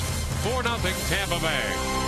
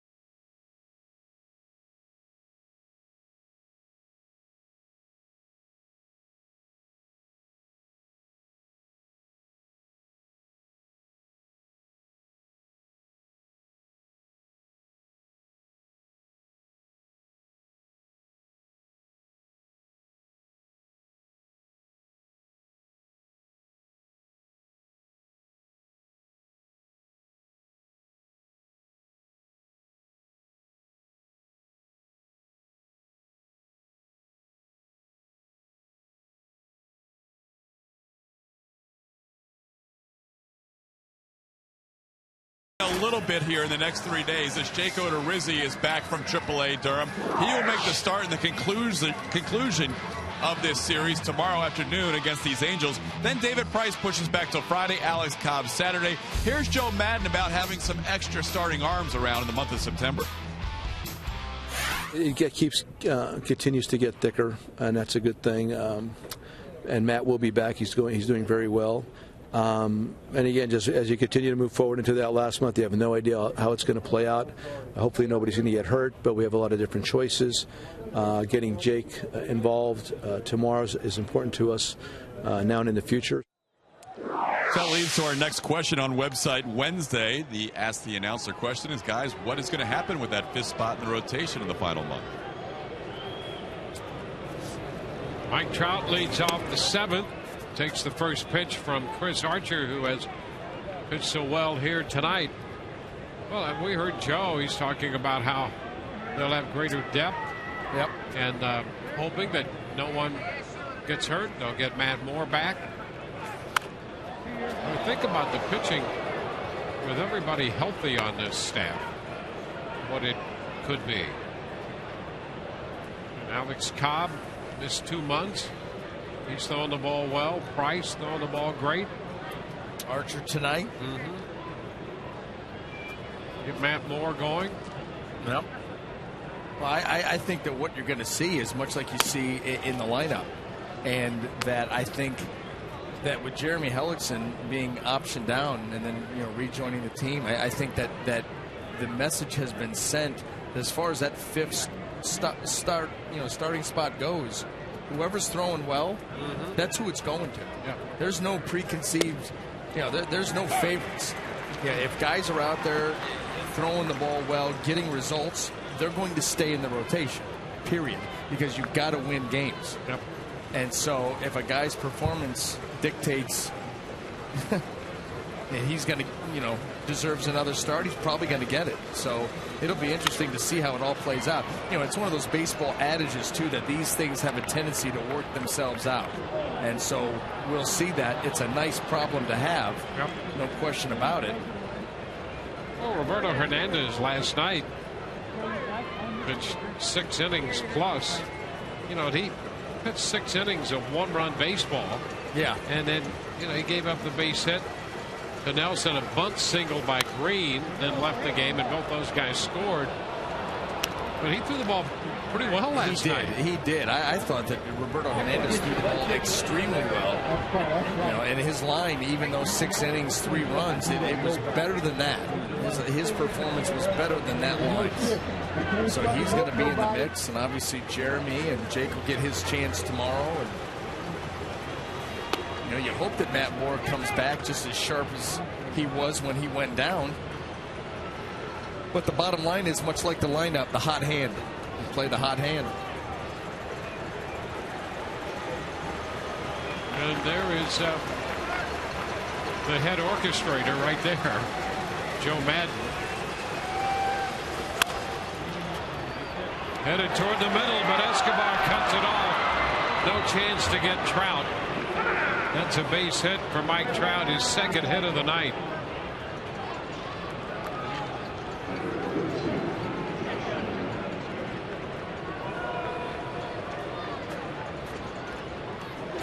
So Trout's aboard with his 2nd hit. Time for the Just for Men mustache and beard. Play like a champ in the American League most multi-hit games with Trout. Now tied with Beltre with 51 multi-hit games this year.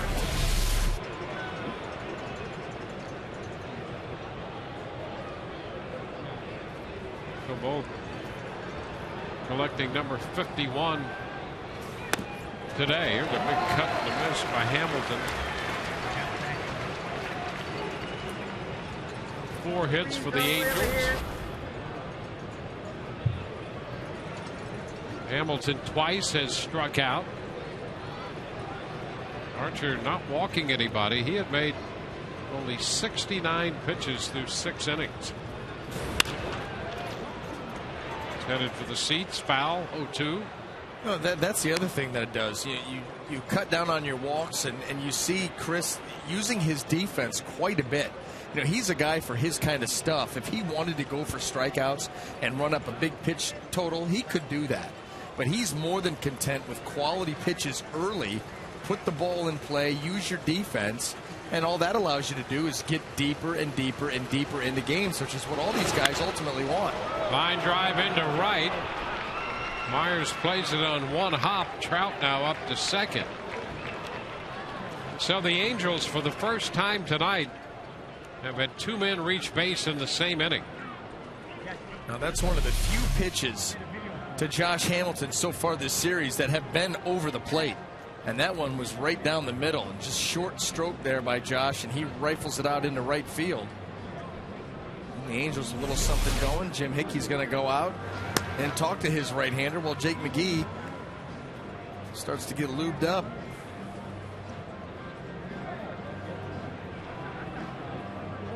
While they talk it over, we'll remind you, celebrate that special occasion by purchasing a game-used lineup card, a base, a baseball, or autographed item from your favorite Rays players. These one-of-a-kind items can be purchased at RaysBaseball.com/gameday or at the Rays Authentics game-used merchandise stand at Tropicana Field.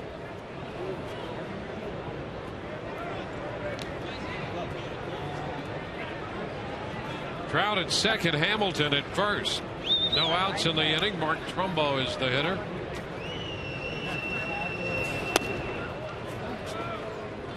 Just too low.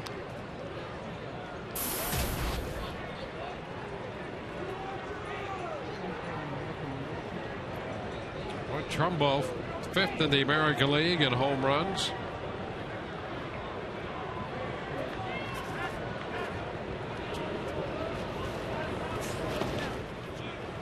Stopped by Lobaton.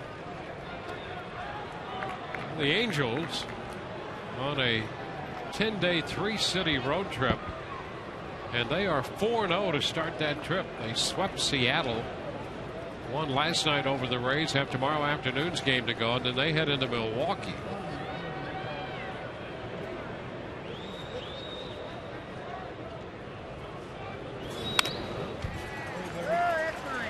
Balls and a strike.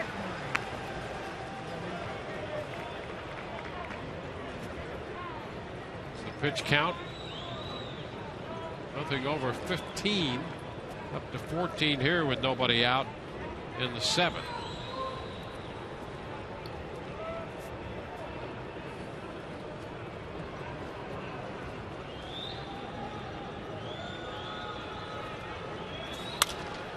Down to first, comes up on Loney. Archer's going to cover. They'll get the out at first. And the runners move to second and third. Loney thinking the possibility of 2. But the ball got away from him down there, and he recovered in time to make the play at first. Yeah, they may have had a shot, but I'll tell you what, nice recovery by Loney. That ball right off the thumb, but he stays with it. He's able to find it quickly, re-glove it. And then a quick toss to Archer, covering it first. And not exactly what Loney or the Rays wanted, but a positive that they got anything at all. That could have been disastrous. It's Calhoun.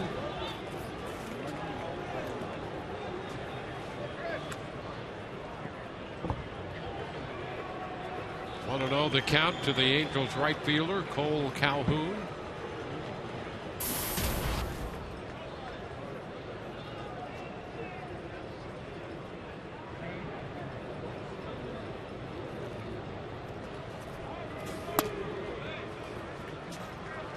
Two and 0.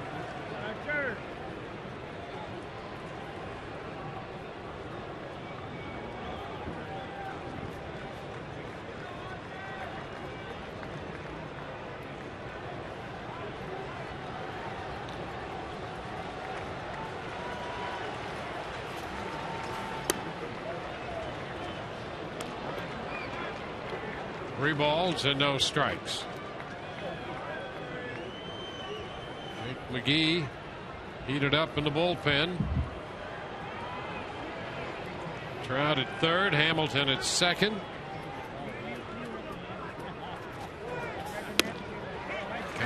looks at a strike. 3-1. And a long way back here for Chris Archer to get back into this count and record an out. And that's where that stuff comes in. You know, it's tough to pitch in 3-1 counts, but he's got the kind of stuff that from time to time he can do it.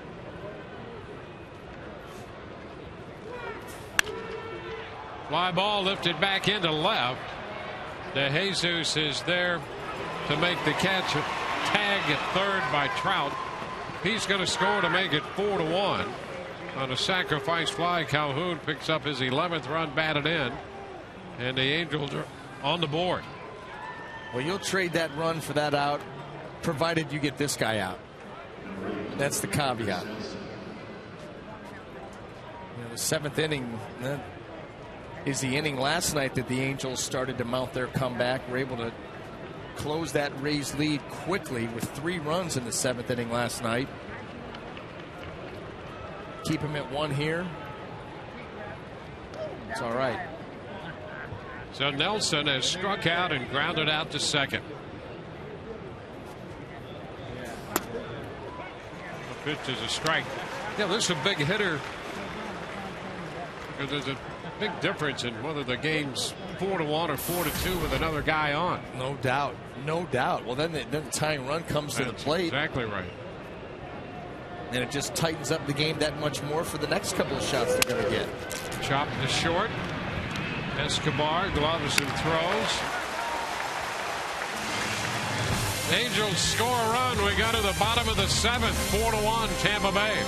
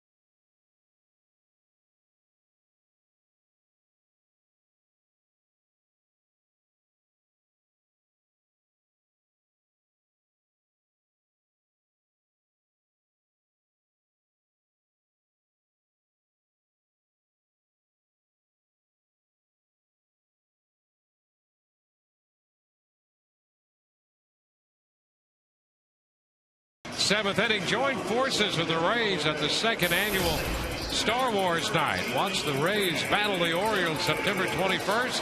Get a discounted seat in the press level. Each Star Wars ticket will receive a special edition Jedi's O bobblehead and have the chance to partake in photo opportunities, costume contest, and more. For tickets, visit RaysBaseball.com/special events. Jedi Zone. I like where they're going with this. I like where they're going with this. I like the Jedi Zone. That's great. But the Star Wars night, all around. Love Star Wars. So Andrew Romine in the game at third, replacing Nelson. Well, I'll look forward to that. Just to know that you're having a great time and see you immerse yourself in Star Wars night. What was your favorite character? It's going to be Jedi Zone. Well, yeah. I mean, you could definitely see that, the Rays angle and all that. But your favorite real character? I got to admit, You weren't a Star Wars guy. I wasn't a big Star Wars. Were you a Star Trek guy? No. You weren't a Trekkie? Not at all. Thank goodness. But not Star Wars. Just weren't into it. I was. I was right, growing up. And I was a huge fan. I think that the greatest villain of all time is Darth Vader. Hands down. I think anybody that could choke a guy out from across the room is the greatest villain of all time. Yeah, he had great presence, no question about that. Yeah. And when he smoked, you listened. Yeah, and if you didn't, he didn't have to be close to you. Yeah. He just, how about you want some of this? And then you would listen. So it's a big Star Wars night coming up. Yep. Baltimore's in town. Strike 3. Zobrist caught looking. Second strikeout for Williams. I'll tell you what, the Rays pitching had better hold up here late because the offense has been absolutely stagnant since Richard left this ball game and Williams has come in. He has thrown the ball extremely well to both sides of the plate.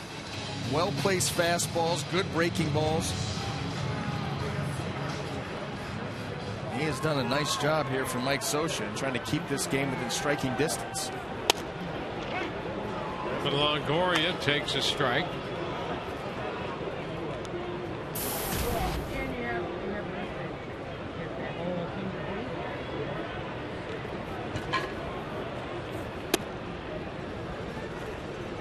One and one to count.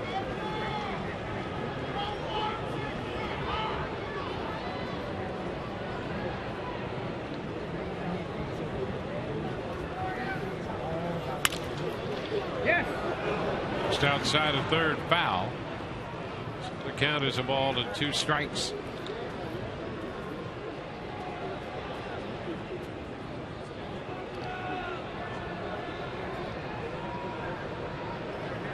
Longoria got credit for a run batted in the 4th. Now facing Jerome Williams.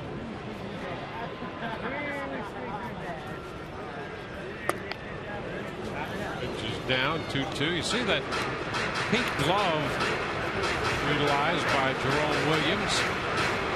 He has worn that in memory of his mother.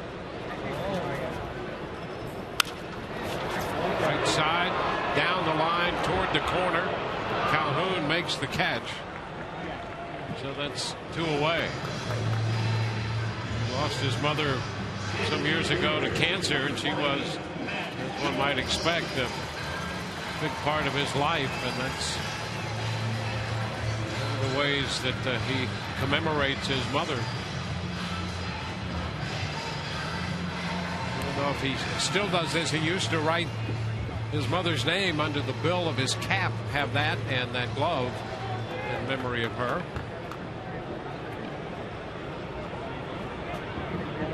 Matt Joyce.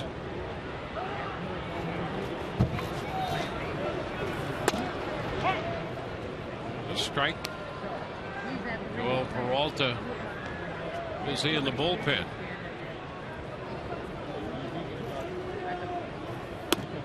Williams grew up in between the New York and then Hawaii. He actually spent a good part of his youth in Hawaii in a tough neighborhood there. His mother helped him lead his life in the proper direction. There's a base hit. Kicks off the sidewall. Joyce digs for 2 and he's in with a double.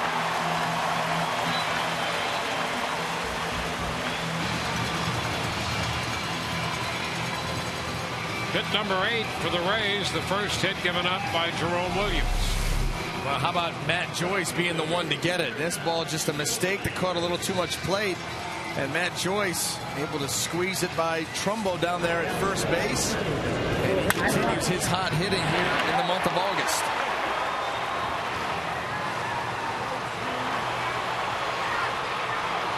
Second double for Matt.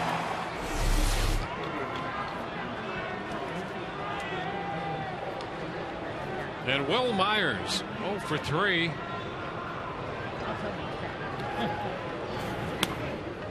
He takes a look at that pitch down and away. Will's average now at 288. Joe Madden expressing in some comments earlier that he is not concerned about Will Myers. He doesn't really think that He's been around long enough. Teams are making adjustments. He just thinks he's missing some pitches that he normally hits and that he's going to hit again and do it soon. Well, the one thing I'll say to that is I think that everybody has thought you need to attack Will Myers down and away. You know, the breaking balls off the plate. That's what you do with most young hitters. Yeah. Actually, that's what you do with a lot of hitters. Well, yeah, absolutely. But with young guys, they're so anxious to swing. You want them to chase on that pitch down and away. But for the longest time, nobody could make that pitch to him. They're trying to go down and away, and they're leaving pitches up and out over the plate. And to his credit, he was hammering them. Yep. And then went through a phase of, I think he started to miss a couple of those pitches that were out over the plate. He was fouling them off, not squaring them like he had been. And now all of a sudden we've seen some really good pitching against him. Some good breaking balls down and off the plate where he has started to expand that zone a little bit. Shot into center field. Big swing. Trout started back, comes in, makes the catch to retire the side. A 2-out double. And Joyce remains aboard at second. We're through 7. It's 4-1 Tampa Bay.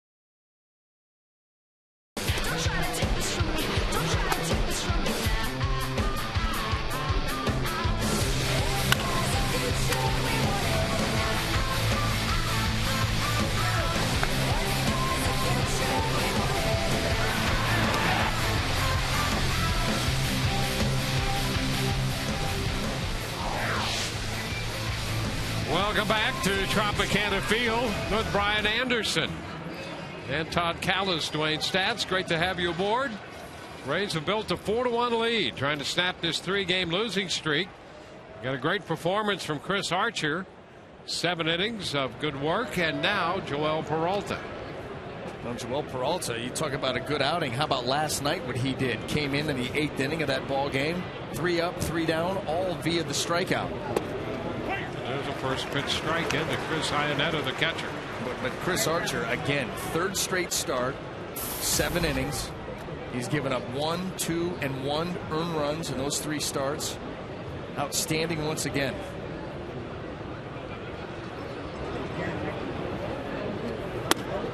Upstairs. We had him at, I guess, 92 pitches, 7 innings, 1-run baseball. Well, that for efficiency. A little over 13, just over 13 per inning. And for a power pitcher, that is a tremendous number. For any pitcher, that's a tremendous number. 1-2. I thought he did a nice job of, working that fastball around the zone, but the slider was excellent tonight. Very few changeups. Fastball, slider, and that's all he needed. Yeah, he established that early on. He was throwing that slider on 3-2 counts. Yeah. Successfully.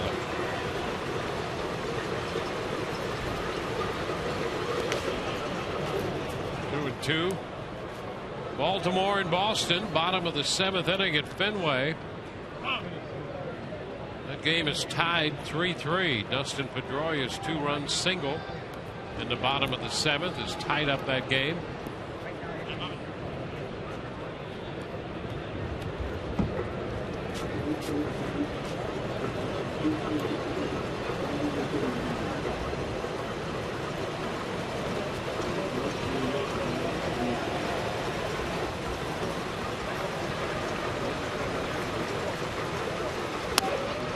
Upstairs, so the count is full.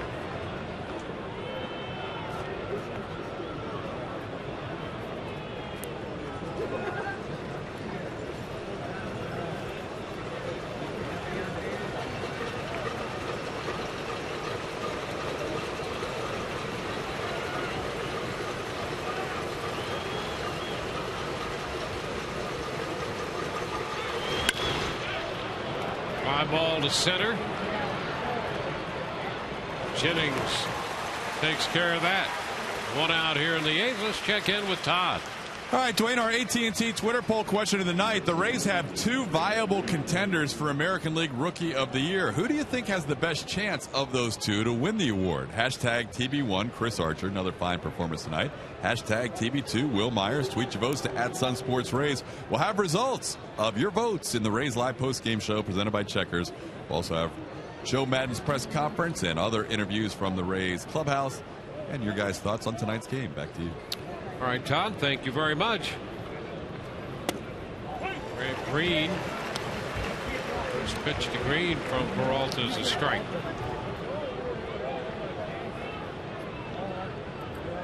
Archer 7 innings. That bodes well. The Rays, when he goes at least 6 and beyond, the Rays have gone 9-1. Jennings after this one, 2 gone. So Desmond takes care of both Iannetta and Green.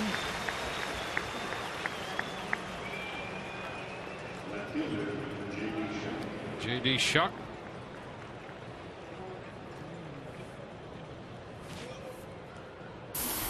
Shuck is 2 for 3. Some good names on this team. Yeah, you like that. Yeah. You like Calhoun too, right? Yeah, I like Buddy. Cole. You like Cole Calhoun, J.B. Shuck. This is the all-name team.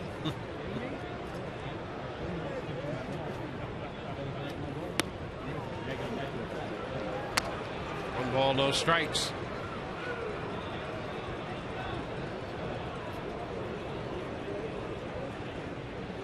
The other thing I like about this team, the Angels, Mark Langston. Yeah. Doing radio. Yeah. Got the Southern California look. Oh, I mean, does he ever? Yeah. Does he ever? He's got the little comb over going. Yeah. I mean, good. he's got, yeah, absolutely. In the summer. He is SoCal all the way. Yeah, there you go. Look at it. Right Look there. at the part. Look at the perfect part. Yeah. Don't make me telestrate it. Just enjoy it. That's a tough look to pull off. You know what I mean? Yeah, see? Not many people can do that. No. I'll tell you, he was fun to watch pitch. Yeah, hey, he was fun to play with. Yeah, absolutely. He was. Listen, he was the guy where I started to learn the importance of a pickoff move. He was a great pitcher, but his pickoff move was a joke how good it was. Longoria after this pop-up. It's a 1-2-3-8 for Peralta. We go to the bottom of the 8th. It's 4-1 Tampa Bay.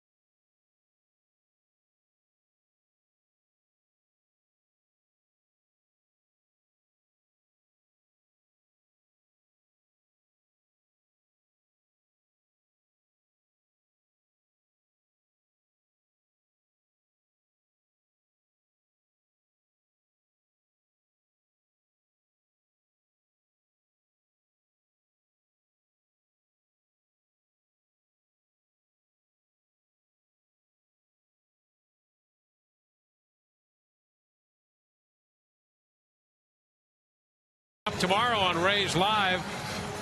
Pregame show presented by your Gulf Coast Honda dealers starts early, 12:30 tomorrow.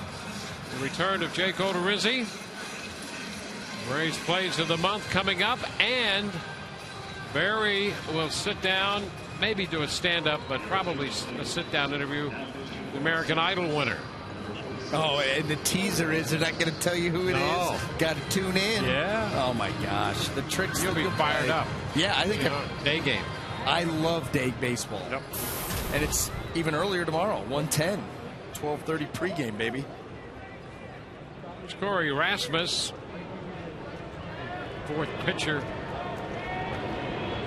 employed by Mike Scioscia. James Loney faces him, and the pitch is outside. It's 1-0. I love day baseball even more when it's followed up by a 5.5-hour flight. Well, you're going to get your fill of that tomorrow. You're going to see the stack of bills I'm going to do tonight. It's unbelievable. You think that I'd run a state? You're over there with a visor and an adding machine. Truly. And I still do it old school style. Yeah. Checkbook, the whole 9 yards. None of this online stuff. No. Don't trust it. Right. Yeah, I saw you burying something in your backyard the other day. So. You saw that? Well, let's take a look at this. Well, that's been the story of the ball game, both sides. 3-1. Yeah, there've been conversations all over the place down there. Joe's head is filled.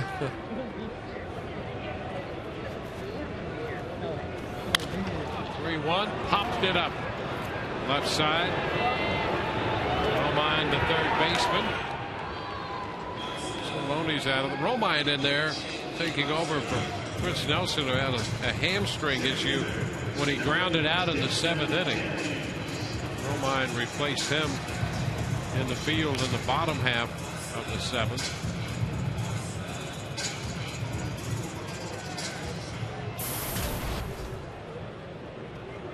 Desmond Jennings.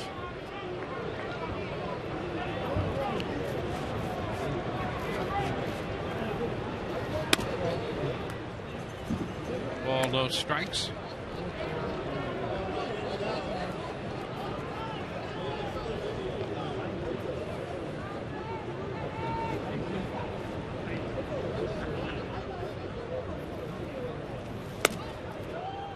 Fastball right there.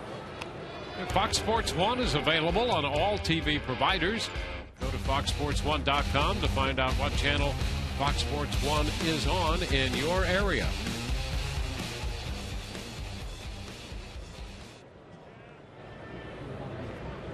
A 1-1 count to Jennings. 2-1.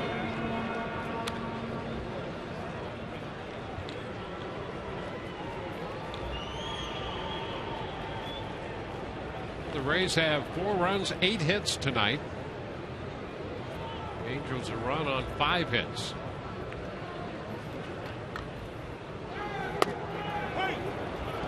And there's a strike to Jennings. 2-2.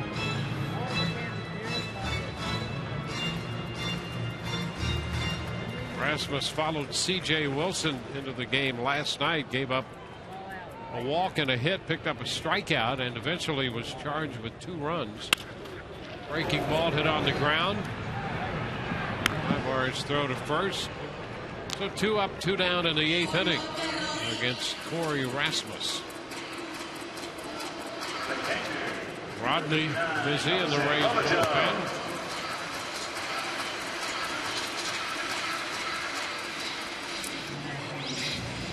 Here's Jose Lobaton.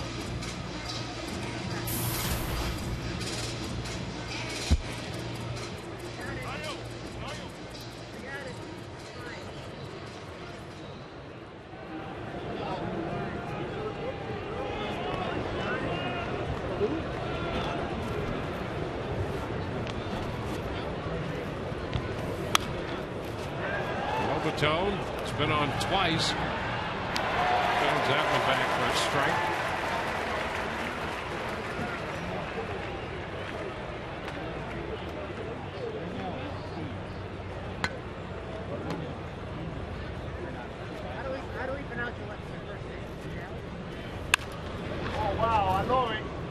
Two. Like this week.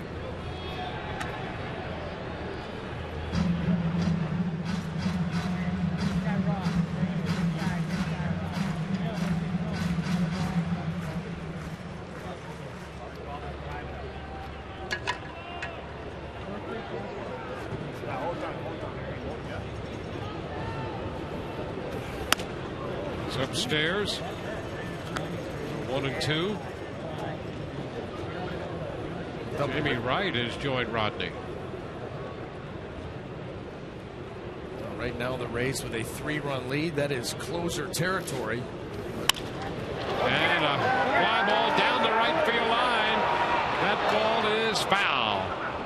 Lobatone making a bid to hit that foul pole again. Yeah, and making a bid to make up Joe Madden's mind on who's going to come in this ball game. Ball gets out of here. That's probably Jamie Wright's 9th. And this ball just off the low wall, a few feet foul.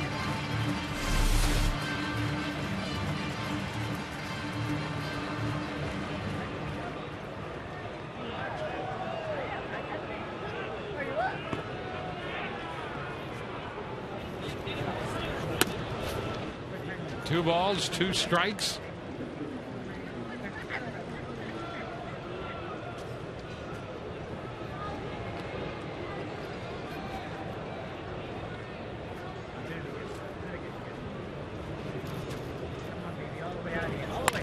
Ground ball. That'll be handled by Trumbo.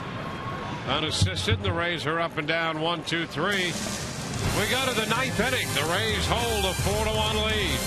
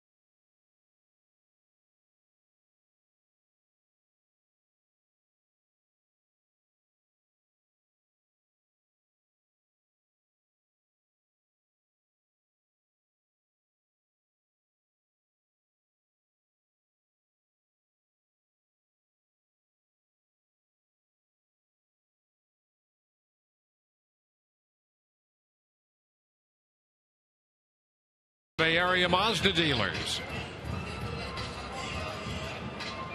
Welcome back to Tropicana Field, where the Rays and the Angels move into the 9th. Fernando Rodney is the new Rays pitcher. Chris Archer worked 7. Peralta perfect 8. And now Fernando Rodney. Well, Fernando Rodney right back on the horse tonight after last night. Angels were able to get to him for a couple of runs in the 9th inning and pull that game out. Fernando Rodney on for a chance here to come back and get a little bit of revenge. And what you hope to see from Fernando is that intensity that we saw once he got into trouble in last night's game, where all of a sudden the velocity went from 93, 94 up to 97, 98, 99. Come out gunning right from pitch number 1, make quick work of this Angels lineup, and head to the clubhouse with a win. The Red Sox are batting in the bottom of the 8th, tied with Baltimore 3-3. Here we go into the ninth. First pitch to Eric Ibar, who was a big part of the Angels' win last night, driving in 4 of their 6 runs. 1-0 the count to Ibar. He's 0 for 3 tonight. All of that came against Chris Archer.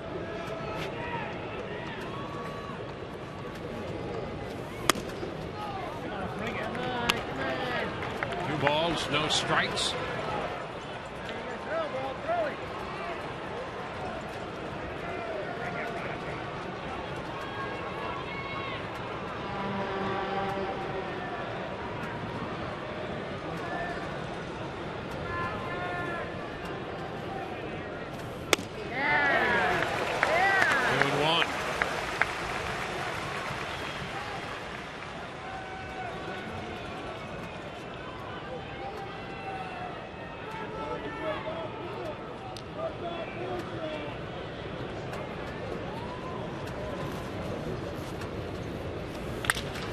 Chop to the right side.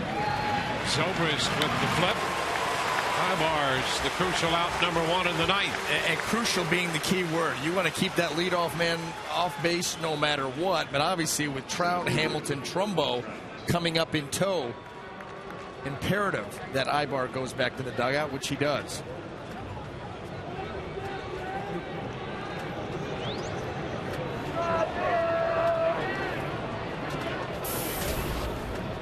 Mike Trout has scored the Los Angeles run that came in the 7th inning when he led off with a base hit. First pitch is a strike call. Trout caught looking last night on a pitch that was clocked at 100. That came after the double by Ibar, driving in the 2 runs in the ninth. And that was when Rodney really started to hit the high mark. 96, 98, 99, 100. And so your only thought is, if that's there, 1-run ball game, how about from pitch 1? One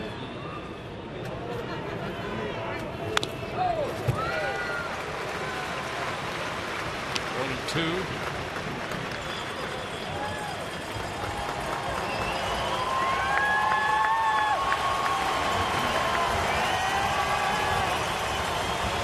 Multi-hit game again. He has 163 hits on the year. Second leading hitter in the American League. And a cut and a miss. That one hit 98. Trout out on strikes. Explosive. That's the only way to describe this fastball from Rodney. And you just see when he comes in focused and ready to do some work,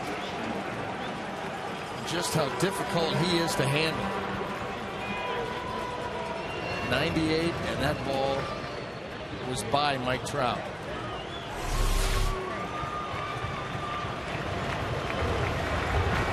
Josh Hamilton takes a changeup. That's a strike.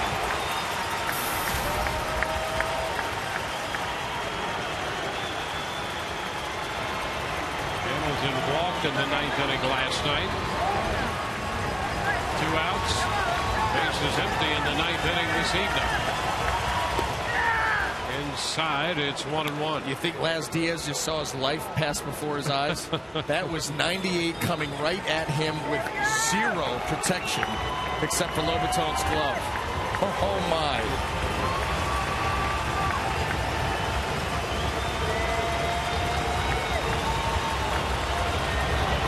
Swing and a miss. 97 up and in. Now this is what you're talking about. Yep. Just come in and just make quick work and end it. He's got the stuff to do it. We've seen it. We watched it all last year, and we've seen it for a good portion of this season. 1-2. Upstairs. 2-2.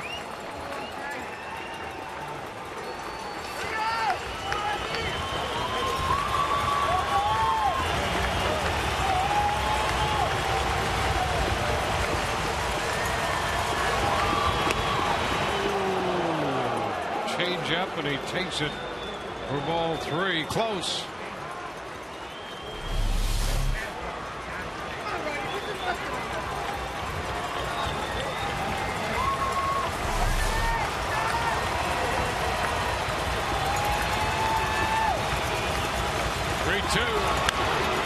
Lifted foul. Headed for the seats. Another pitch coming.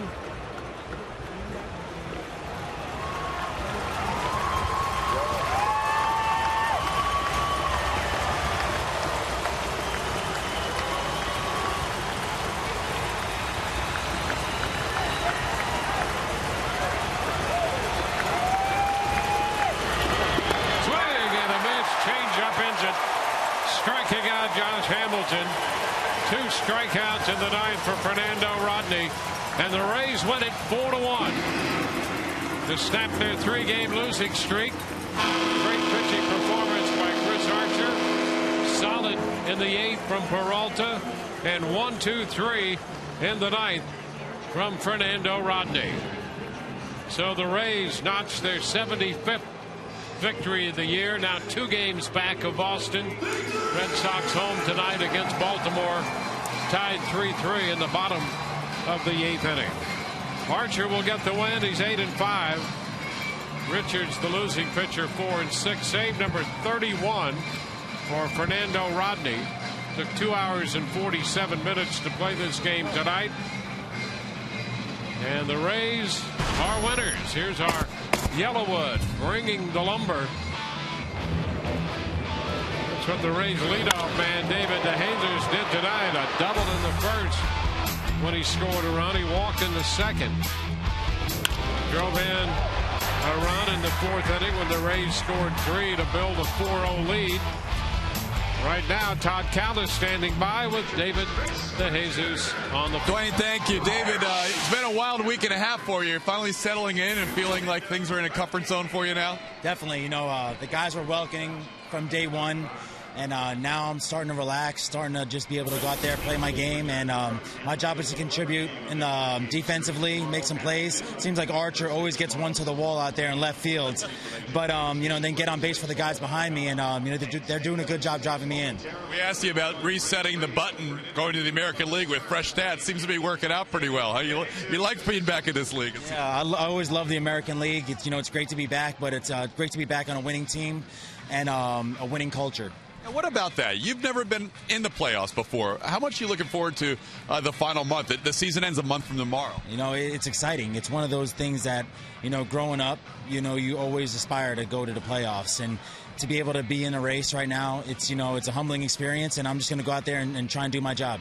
Have you gotten used to how different this team is? This is American Legion week. It seems like you got the bow and arrow thing down and the rock, paper, scissors thing down. A little bit different squad over here, isn't it? Definitely, but it's loose and relaxed, but we're ready to play. And, you know, Joe has that culture here, you know, and I love being a part of it. What do you see when you come over here with each guy that goes on the mound? Probably from afar you appreciate the Rays pitching, but I would think even playing behind it's even more impressive. I know, it's great. You know, these guys are throwing strikes, getting ahead of hitters, and you know it's always going to be a close game. And, you know, when it gets late in the game, we know we have a good bullpen that's going to come and stop them. And finally, you had one homecoming already on the Rays' first road trip going back to KC, and now first leg of this West Coast trip is Oakland, so another homecoming for you. Yeah, it's going to go good to be back going over there, but you know, it's one of the things. Hopefully, get some wins because they're a tough team right now. Dave, nice job tonight. Thanks for joining us. All right, thanks a lot. All right, guys, David DeJesus, couple of runs scored, a couple of hits. Back to you. All right, the Rays finish this one, putting it in the win column. It's a 4-1 final. We'll be right back in a moment.